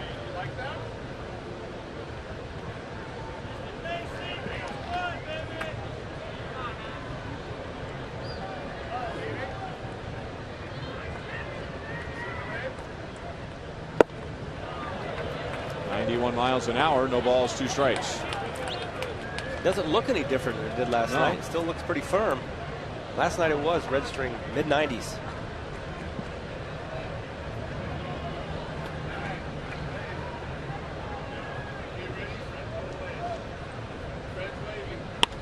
And Hosmer pokes it into left field, a base hit, and Butler will be held, and that was a good call. Billy would have been out.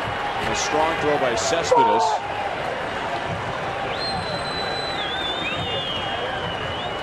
Royals have a line drive base hit from Butler and a couple bloops to left from Moustakas and Hosmer. Little east-west swing here. Backside east, bat goes west. Not enough to score Billy. Well, it sets up another Doolittle and Chris Getz matchup.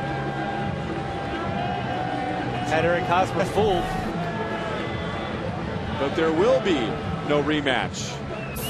It'll be Jerry Blevins. Chevy called to the bullpen to face Chris Getz with the bases loaded.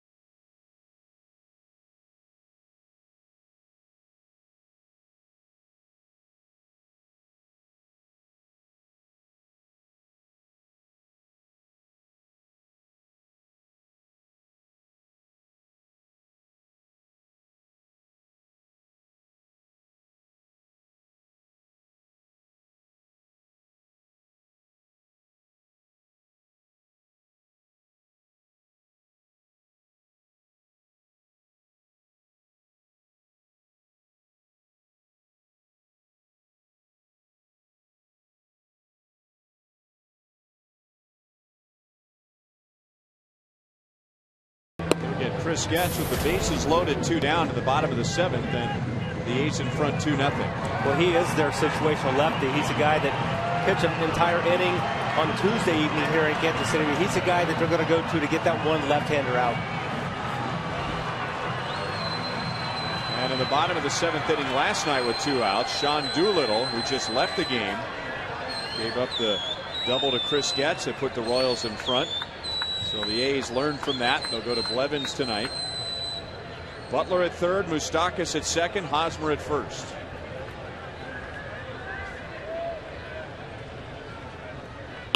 And Getz after the first pitch. Shallow center, but Crisp was shallow. And for the second time tonight, the A's escape an inning where the Royals have the bases loaded and they lead 2-0.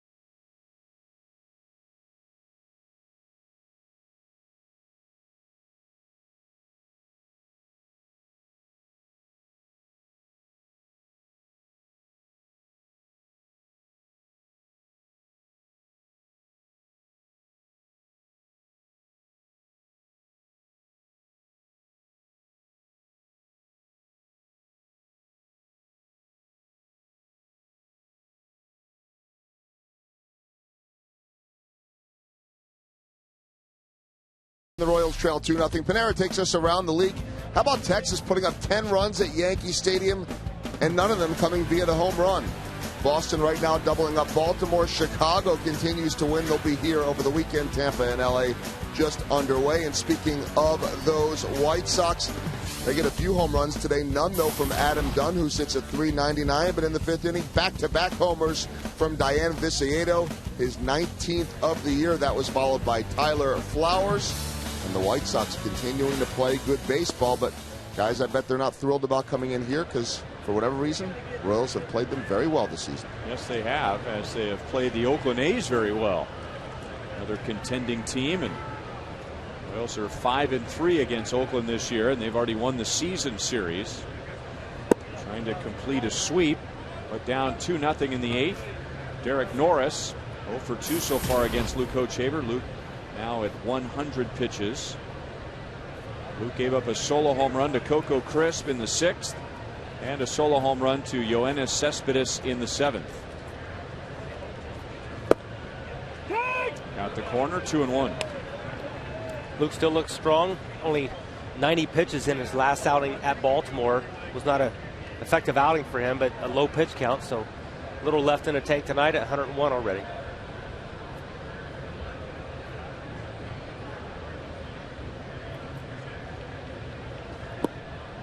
Three balls, one strike. The Royals had Tim Collins warming up when Hochevar was in trouble in the seventh inning, and then Kelvin Herrera was warming up for a while.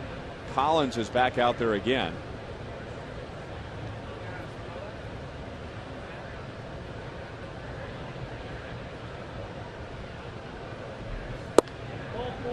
And that's Hochevar's third walk. And let's see if the Royals make a move, and they will. Ned Yost is out of the dugout. So Luke was probably in there as long as he was retiring hitters. But with the walk, he is retired for the night.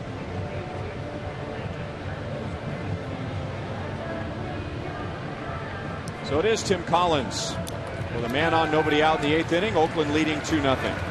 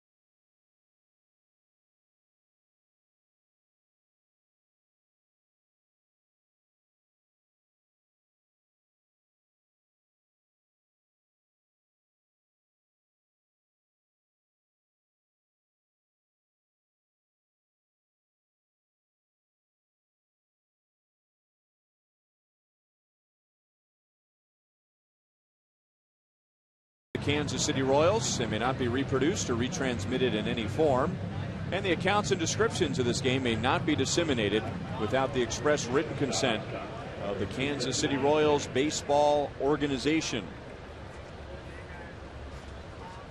Ryan Lefevre, Jeff Montgomery, Joel Goldberg at Kauffman Stadium with director Steve Kurtenbach, producer Joe Lavero, associate producers Al Broughton, Sam Abramson. The producer of Royals Live is TJ McGinnis. And once again, happy birthday to our technical director Richard Harlan as Tim Collins takes over. And Collins pitched in game one in the eighth inning, as he is tonight.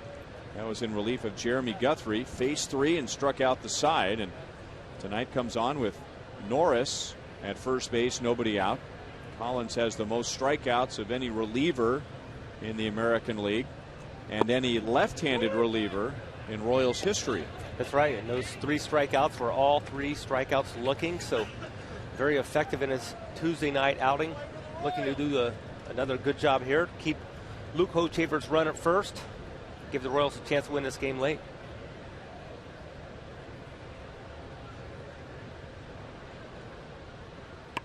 Pennington trying to get a bunt down, and he bunts it foul, just trying to do something to help out the A's on offense. He is 0 for 2 tonight. 0 for his last 10. 1 for 25 against the Royals and batting 198.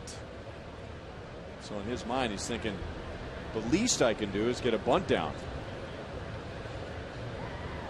He does have 5 sacrifice bunts.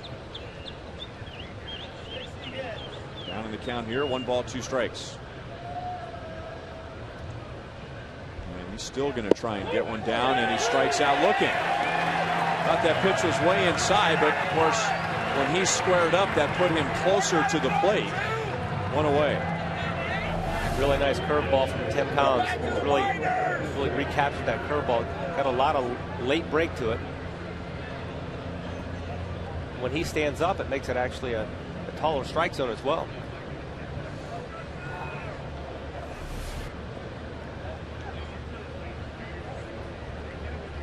So Collins has faced 4 A's hitters in this series, struck them all out looking.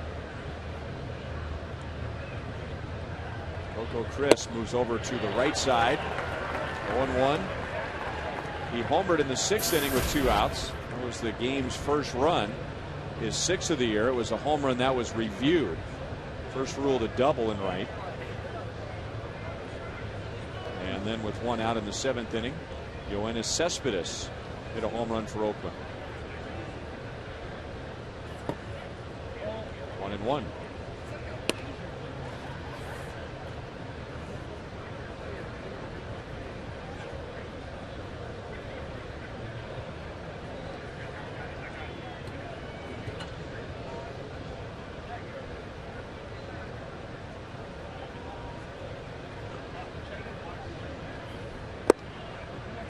Handed by Perez. 2 balls, 1 strike.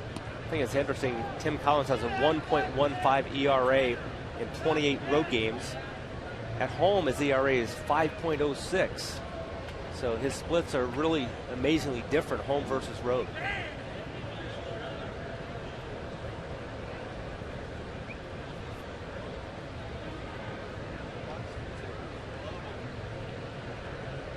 Changeup. Good call. Coco Crisp out over his front foot, 2-2.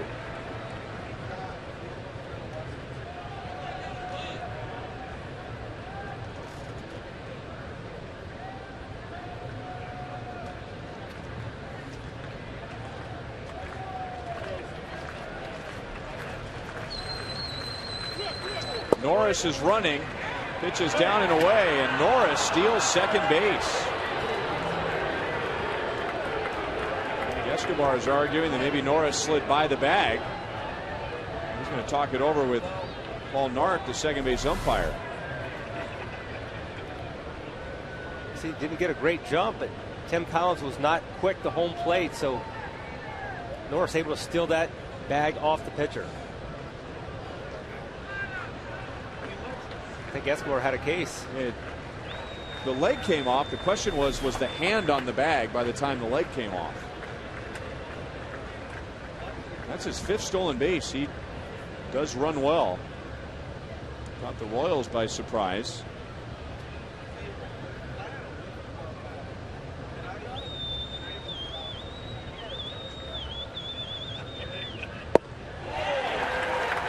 Change up again, and Chris strikes out, and there are 2 down. With that 5th stolen base, that is the most by an American League catcher on the season. So Norris has not even been here the entire season. He's leading the league in stolen bases by a catcher.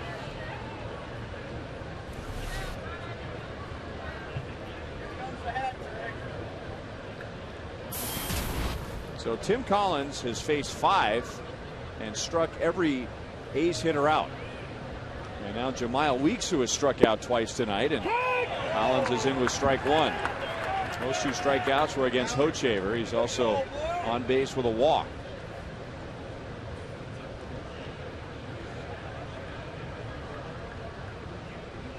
That was a rare stolen base lately against Salvador Perez. Opponents had just stolen 2 against the Royals in the previous 12 games. When you look at Norris's body type as a catcher, you don't think speed, you don't think even attempting a stolen base, and sometimes as a pitcher you get a little lax and they will take advantage of that.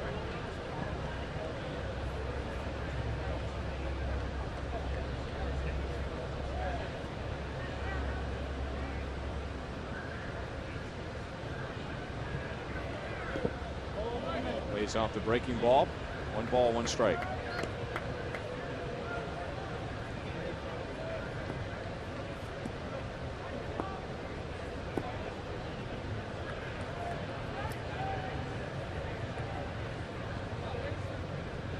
Norris is still the responsibility of Luke Hochevar, and the Royals bullpen has not allowed 1 single earned run all year to the A's. 24 2/3 innings pitched by the Royals bullpen in the season series, and this is game number 9. Look at that. Nothing. The starters have done well. The A's just haven't been able to crack the Royals' pen.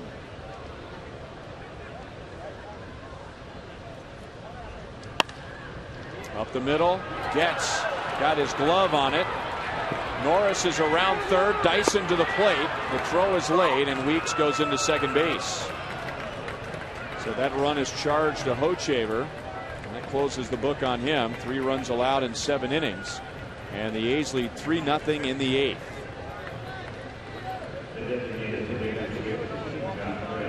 Norris has decent speed, but this ball you're going to see Chris gets a little glove on it to stop the momentum, so really is not going to allow Gerard Dyson to have any chance to make it throw home. It was going to be close anyway. Maybe if Getz had not deflected that ball, there may have been a closer play at the plate.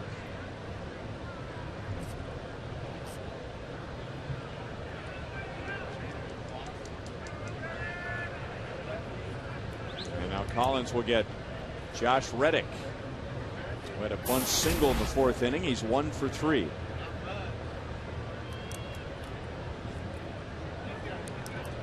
So here's the A's leading home run hitter with 25. Their leading RBI man with 60.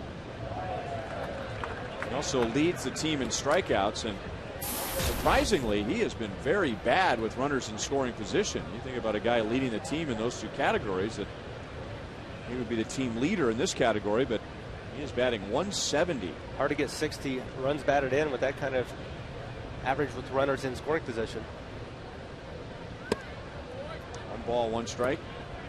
Well, you can't shake your head at 25 home runs. I mean, that's a good year. But 60 RBIs with 25 home runs might suggest that that's really the only way he's getting RBIs. Feast and famine.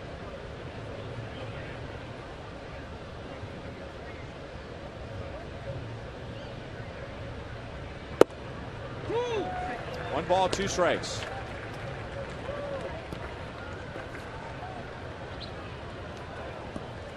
This inning started with a leadoff walk to Derek Norris, who then surprised the Royals with a steal of second base with 2 outs. Jamiel Weeks drove him in, and now Weeks in scoring position for Reddick.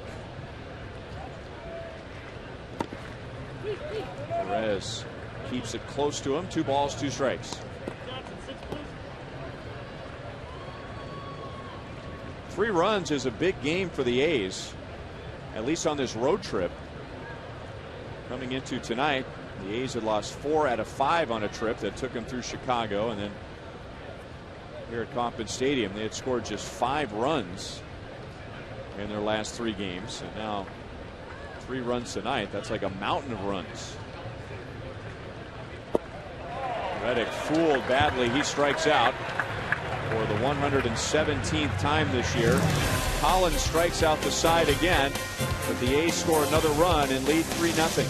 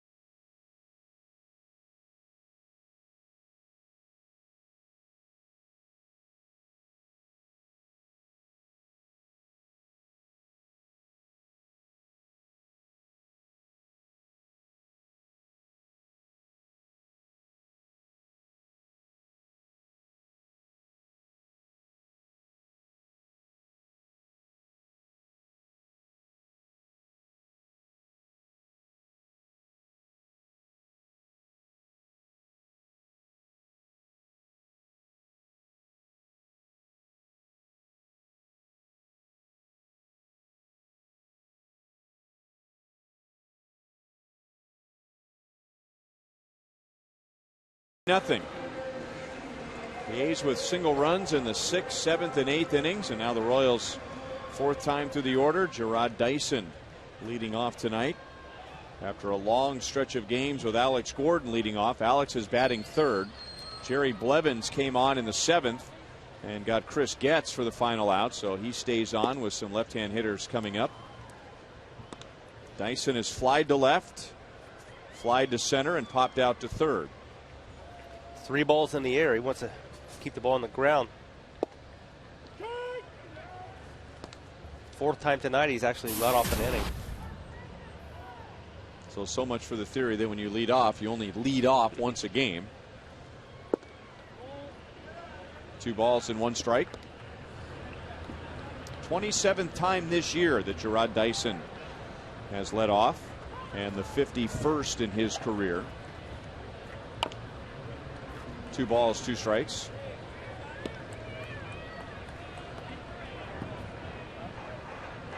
The comparisons to Kenny Lofton very early in Dyson's career, even when he was in the minor leagues, as far as skill set. Of course, Kenny Lofton was an incredibly accomplished major league player, but same type of speed. Down on strikes with a curve. And Bob Melvin jumps out of the A's dugout. So even with Alex Gordon, a couple of hitters down the road, like Bob Melvin is going to bring a right-hand pitcher to face Alcides Escobar. So Blevins faces 2 lefties, retires both with a strikeout. And it will be right-hander Ryan Cook to face Alcides Escobar when we come back.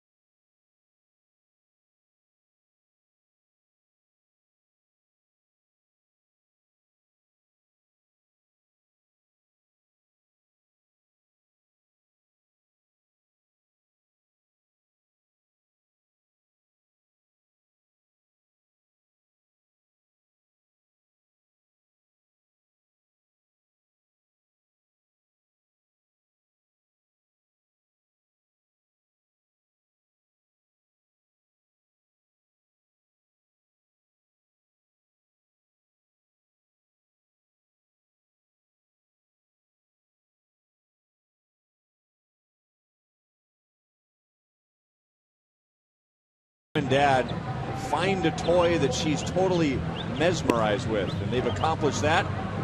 So Mom and Dad can stick around late, hope for a late Royals rally as she tries to figure out those plastic keys. The Royals will try and figure out right-hander Ryan Cook. Well, Ryan Cook's been a very effective pitcher for most of this year. He's really struggled as of late, has lacked a lot of confidence. He was their closer. Potentially will close this game out tonight, but he has lost his closer's job to Grant Balfour. So the situation for Cook will be one for an opportunity for him to really try to get back in good graces with Bob Melvin.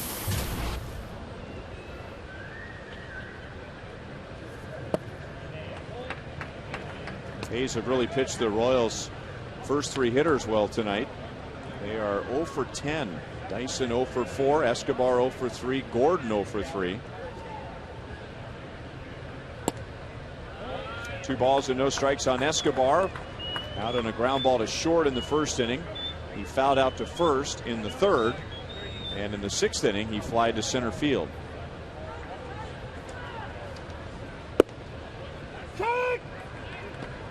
Cook with a good live fastball. mid to upper 90s. He'll got a splitter and a slider he'll throw as well. So he's got really good stuff. And right now the issue for him has been confidence. And Escobar goes the other way, as he has done so often this year. 1 on, 1 out.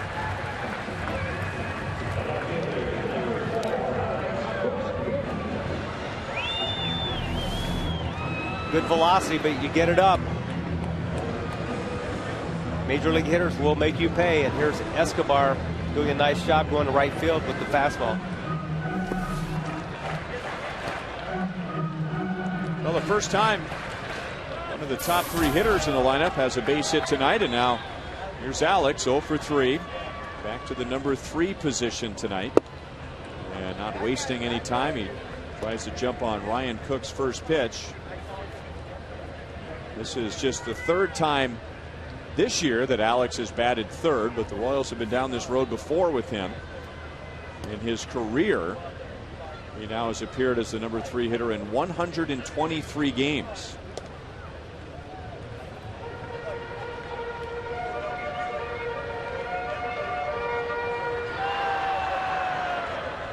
A career .422 slugging percentage as a number 3 hitter.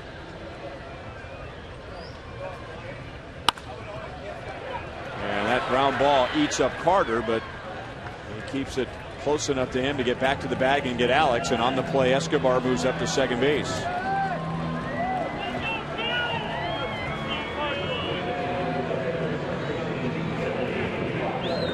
Now, Billy Butler, he's been knocking the ball all over the park tonight.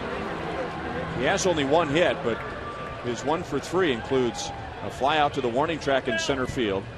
And maybe the hardest hit ball tonight, a 1-hop with the shortstop Pennington that almost pinned the ace shortstop to the left field wall. Way outside from Ryan Cook.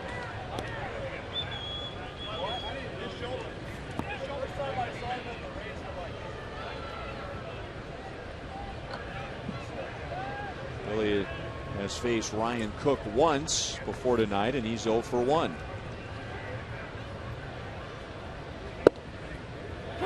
.96 for a strike, 1-1.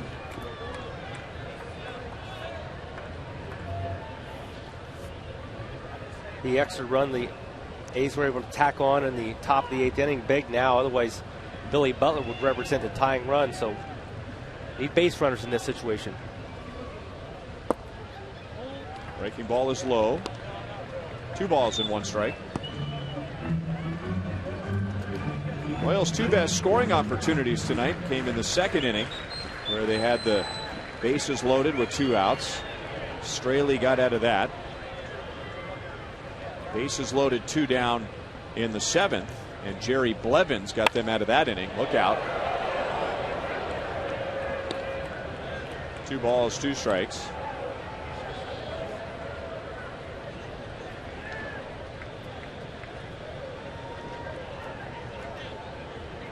Royals have left 6 on base tonight. The A's have stranded 3.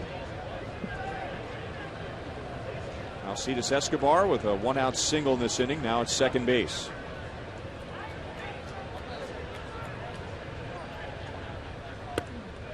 3 balls, 2 strikes. Salvador Perez is on deck.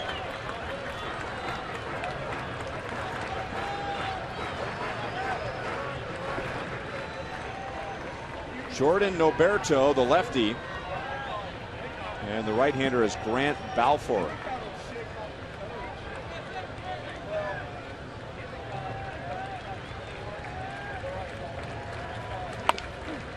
Back to Cook on 1 hop.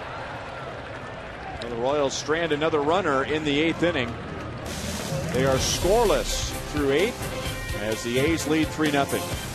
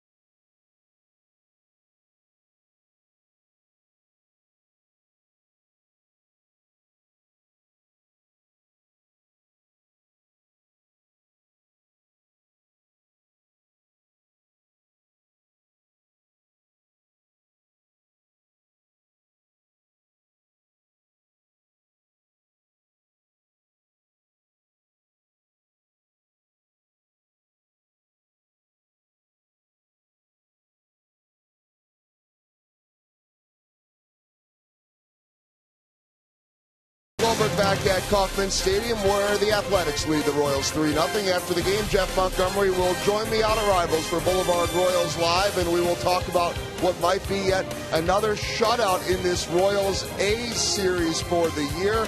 Lack of offense tonight. We'll take a look back at the pitching matchups and get you ready for Mendoza, Chen, and Guthrie taking on the White Sox over the weekend. Should pass on, Ryan, a couple of quick minor league notes. J.C. Subban, who was acquired in that Jonathan Broxton trade for AA tonight, 3 innings, 11 earned runs. That not good, but some good news. Kyle Zimmer, the first-round pick in A-ball tonight, 7 innings of shutout ball, or no earned runs, I should say. 3 strikeouts following a 10-strikeout outing last time.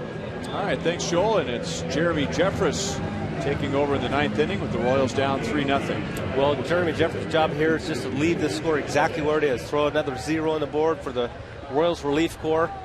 Give the Royals a fighting chance in the bottom of the 9th. He's been up to the Royals 2 different times and has appeared in 5 games, pitching 4 scoreless innings, 4 walks. Wants to cut that number down. And he gets the middle of the order. Cespedes, Carter, and Moss. On the mound for the Royals tonight, Luke Hochevar pitched very well. 7 innings, gave up 3 runs, 4 hits. One of those runs scored after he was out. Tim Collins with a scoreless inning with 3 more strikeouts. So you get back to how the Royals would have felt before the game started if you said Hochevar would give you 7 and the A's would only score 3 runs in the first 10 innings. The Royals would have liked their chances late in the game, but they've had no answers so far for Dan Straley, Sean Doolittle, Jerry Blevins, and Ryan Cook. They've been very tough on the mound for the Oakland A's tonight. Cespedes made it a 2-0 game with his home run in the 7th, his 15th home run of the year. And it broke a stretch of 58 consecutive at-bats for him without an extra base hit.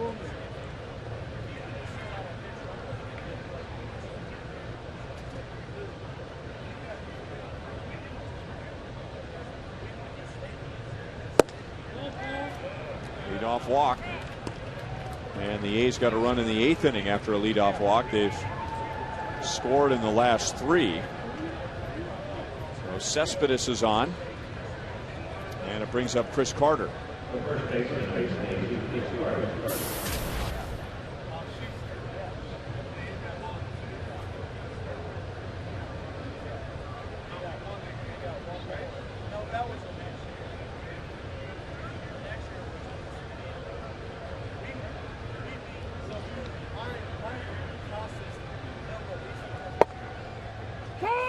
.96 over the inside corner, 0-1.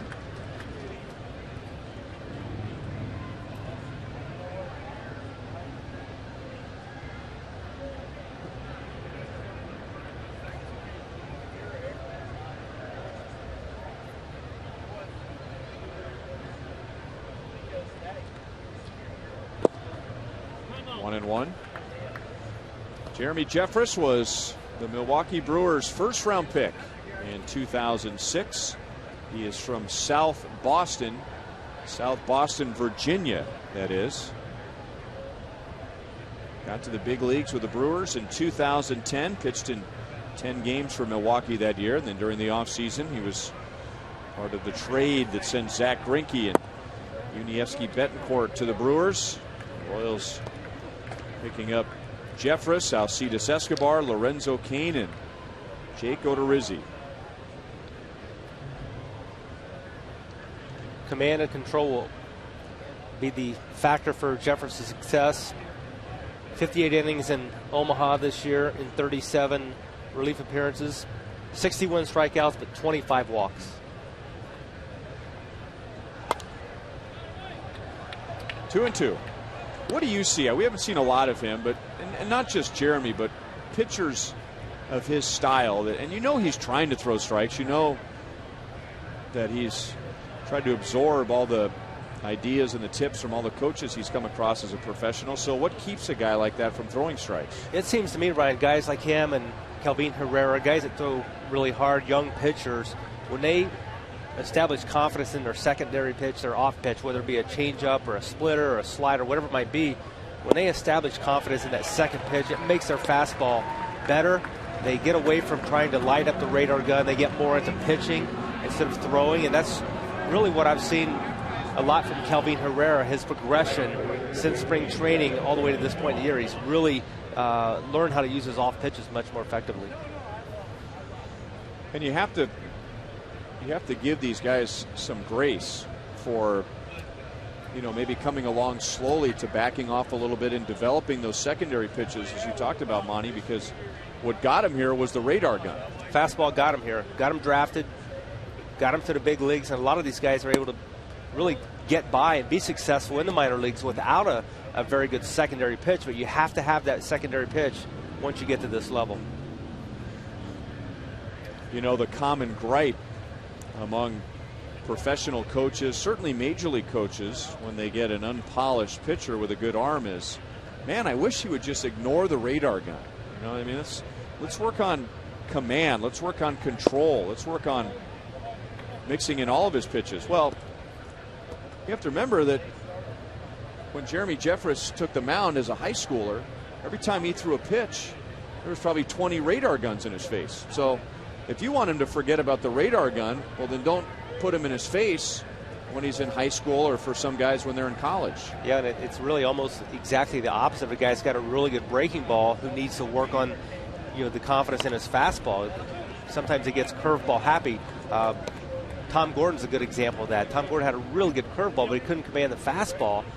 Once he started to command the fastball, the curveball was a pitch he could always go to, and it really rounded him out and made him a very successful pitcher for 20 years in the big leagues.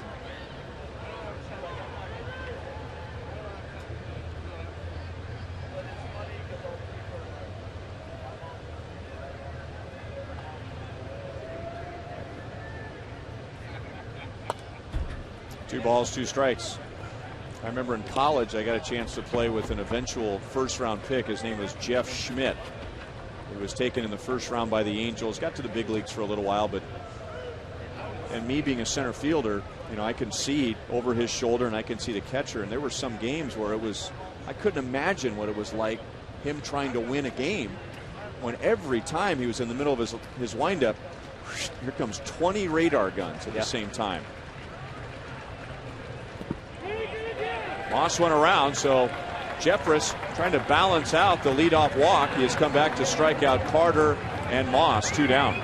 There's a good example of him using his secondary pitch, using that curveball to get the out. Not really a quality pitch as far as in the strike zone, but with the good fastball, that pitch does not have to be perfect, and he does get outs with it. You have to establish a confidence you're going to get the swing and misses like that.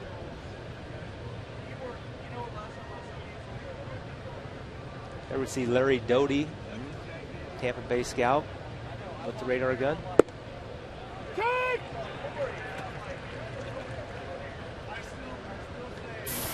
Donaldson 0 for 3, including grounding into a double play and striking out tonight. Royals in the bottom of the 9th inning. They'll have Salvador Perez, Mike Moustakas, and Jeff Francoeur. 0-2.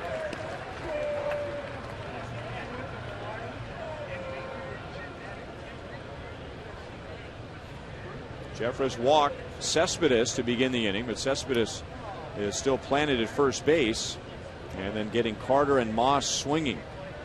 Royals have struck out 10 more tonight, and they've struck out 31 A's hitters in the series.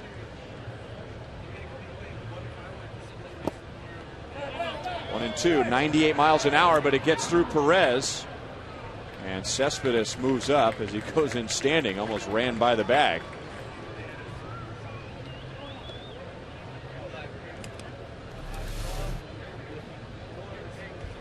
Pitch in the dirt just behind the plate. That'll be a wild pitch.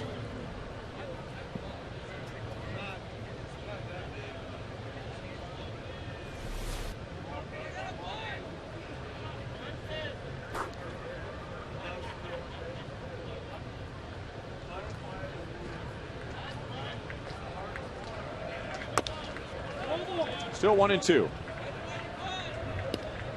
Last year, the Royals, for a while, were using Jeremy Jeffress as a starter.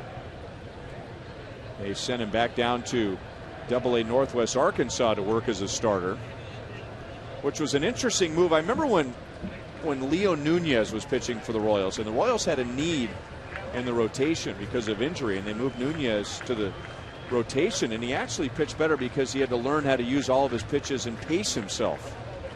Back when he was Leo Nunez. 2 balls and 2 strikes. And oftentimes that necessity, just have to learn how to survive it, because you're going to see batters 2, 3, 4 times through the lineup. Plus you get the extra reps as a starting pitcher. You're going to be on a routine every 5th day. You're going to know that you're going to get a lion's share of the pitches in the game. You're going to get 75 to 100 pitches. Now 3 balls, 2 strikes. And the Royals ended up abandoning that move. 8 starts in AA, 3 starts in AAA, but Nunez, who is now Juan Oviedo, he immediately popped into my mind. I thought, that's interesting thinking, where Jeffress, instead of 1 inning at a time, where he's just going to go all out. Hey, we need you for 5 or 6. We need you to throw strikes, maybe back off a little bit. Work on hitting your spots. Good heat, 96 miles an hour. Jeffress strikes out the side. The Royals have struck out 11 tonight. They're down by 3 to the bottom of the 9th.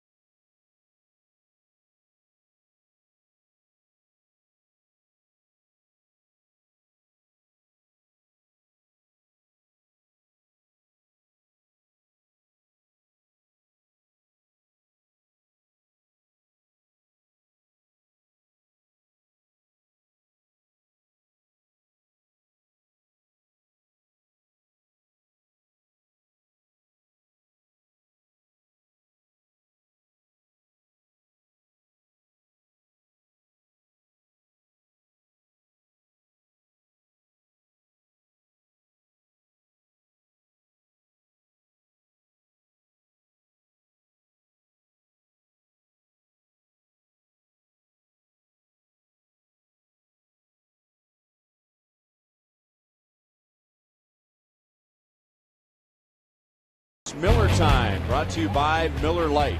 Well, Tim Collins coming in, establishing that he has strikeout ability. Did a lot of looking, strike 3, and then swing here was Coco Crisp. Very sharp for Tim Collins. 2 innings for Collins, and both times he struck out the side in this A's series. The Royals have struck out 11 tonight. And as Joel just pointed out to us, 9 of the last 10 outs recorded by the Royals have been by way of a strikeout. However, they are down by 3 into the bottom of the 9th, and here's Grant Balfour, who began the year as the A's closer and then lost the job in the middle of May and was replaced by Brian Fuentes, who was replaced by Ryan Cook. And now all back to where they started with Balfour, as you mentioned, as a closer again. Low to mid 90s fastball. He's got a nice slider. Got his experience at closing games out.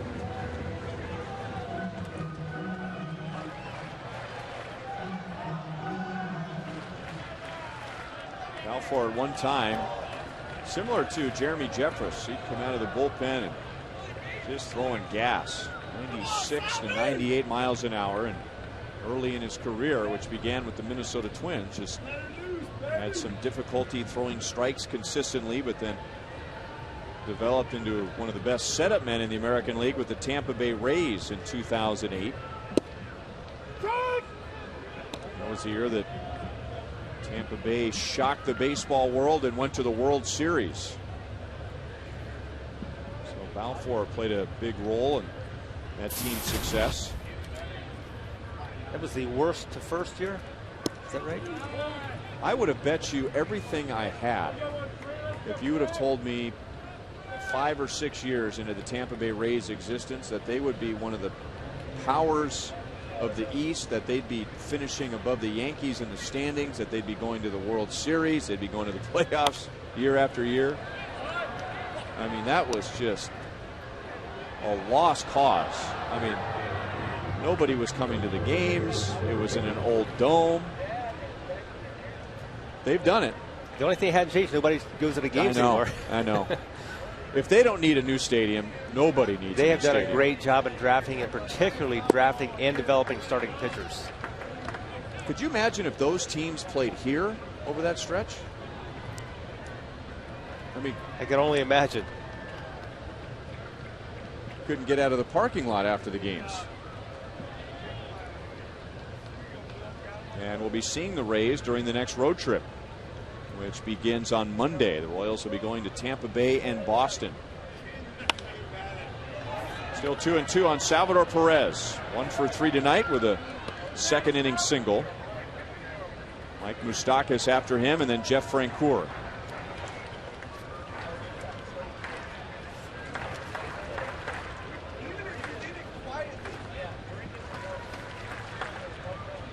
Salvador Perez has never faced Grant Balfour. Still 2-2. Got that one up to 96 miles an hour.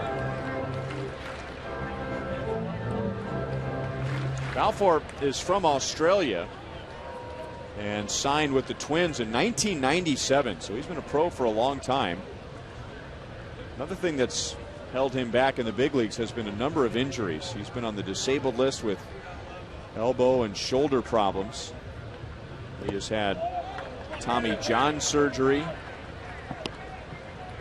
He had one of the most bizarre injuries we've heard of in the last 5 years. 2 years ago, he was wrestling in the clubhouse with Rays pitching coach Jim Hickey, and he strained a muscle on his left side. How would you like to have to go to the manager and explain that one? I would much rather be the player than the coach. Yeah. Hit hard to center field, and Coco Crisp goes into a sliding play to take a base hit away from Salvador Perez.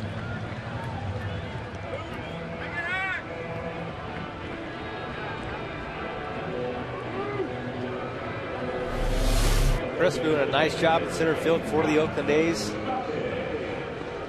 Had a chance to talk to some of their broadcasters, and they said he was one of the guys that has been a big difference maker for this Oakland A's ball club. Nice leader, played good center field for him.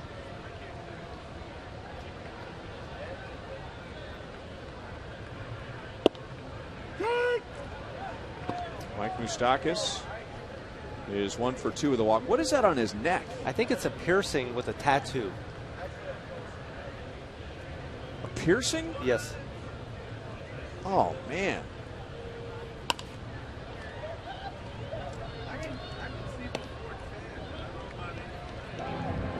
Oh, my gosh.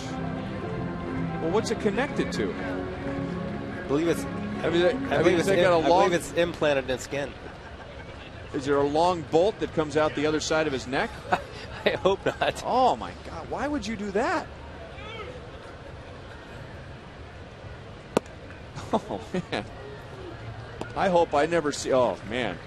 If I don't see that for the rest of my life, I'll be fine. Ow. Implanted in the skin? I believe it is.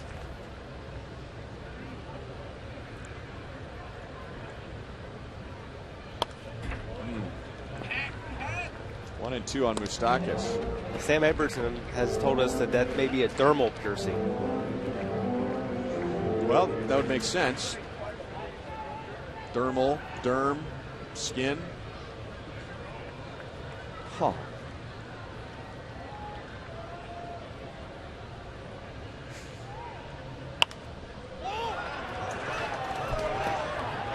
Derek Norris to the screen and retires Mike Moustakas. 2 down in the 9th inning. Well, the dermal piercing is working tonight. He broke a scoreless tie with a home run in the 6th inning. Coco Chris did, and if the Royals were hoping for a rally here in the 9th, he stopped that with a sliding play on the line drive from Salvador Perez.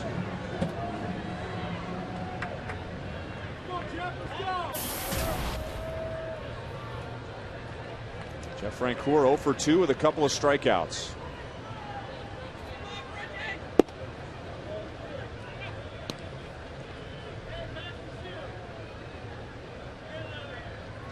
Francoeur is 0 for 1 with a couple of walks and a strikeout in the past against Balfour.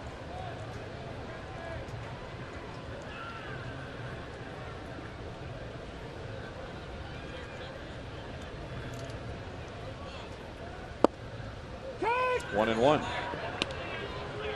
The A's will head home. They'll face Cleveland and Minnesota. The Royals have the Chicago White Sox coming to town. The Royals are finishing up that stretch of games against contending teams. And Pennington has it go in and out of his glove. And then a tag by Carter on a short hop throw at first, and that's how the game ends. So the Royals win the series. They win the season series, but they fall short in going for the sweep. And the Royals, they shut out the A's in game 1, 5-0. After winning again last night. Now the A's shut out the Royals 3-0 behind the work of 5 Oakland pitchers. We'll be right back.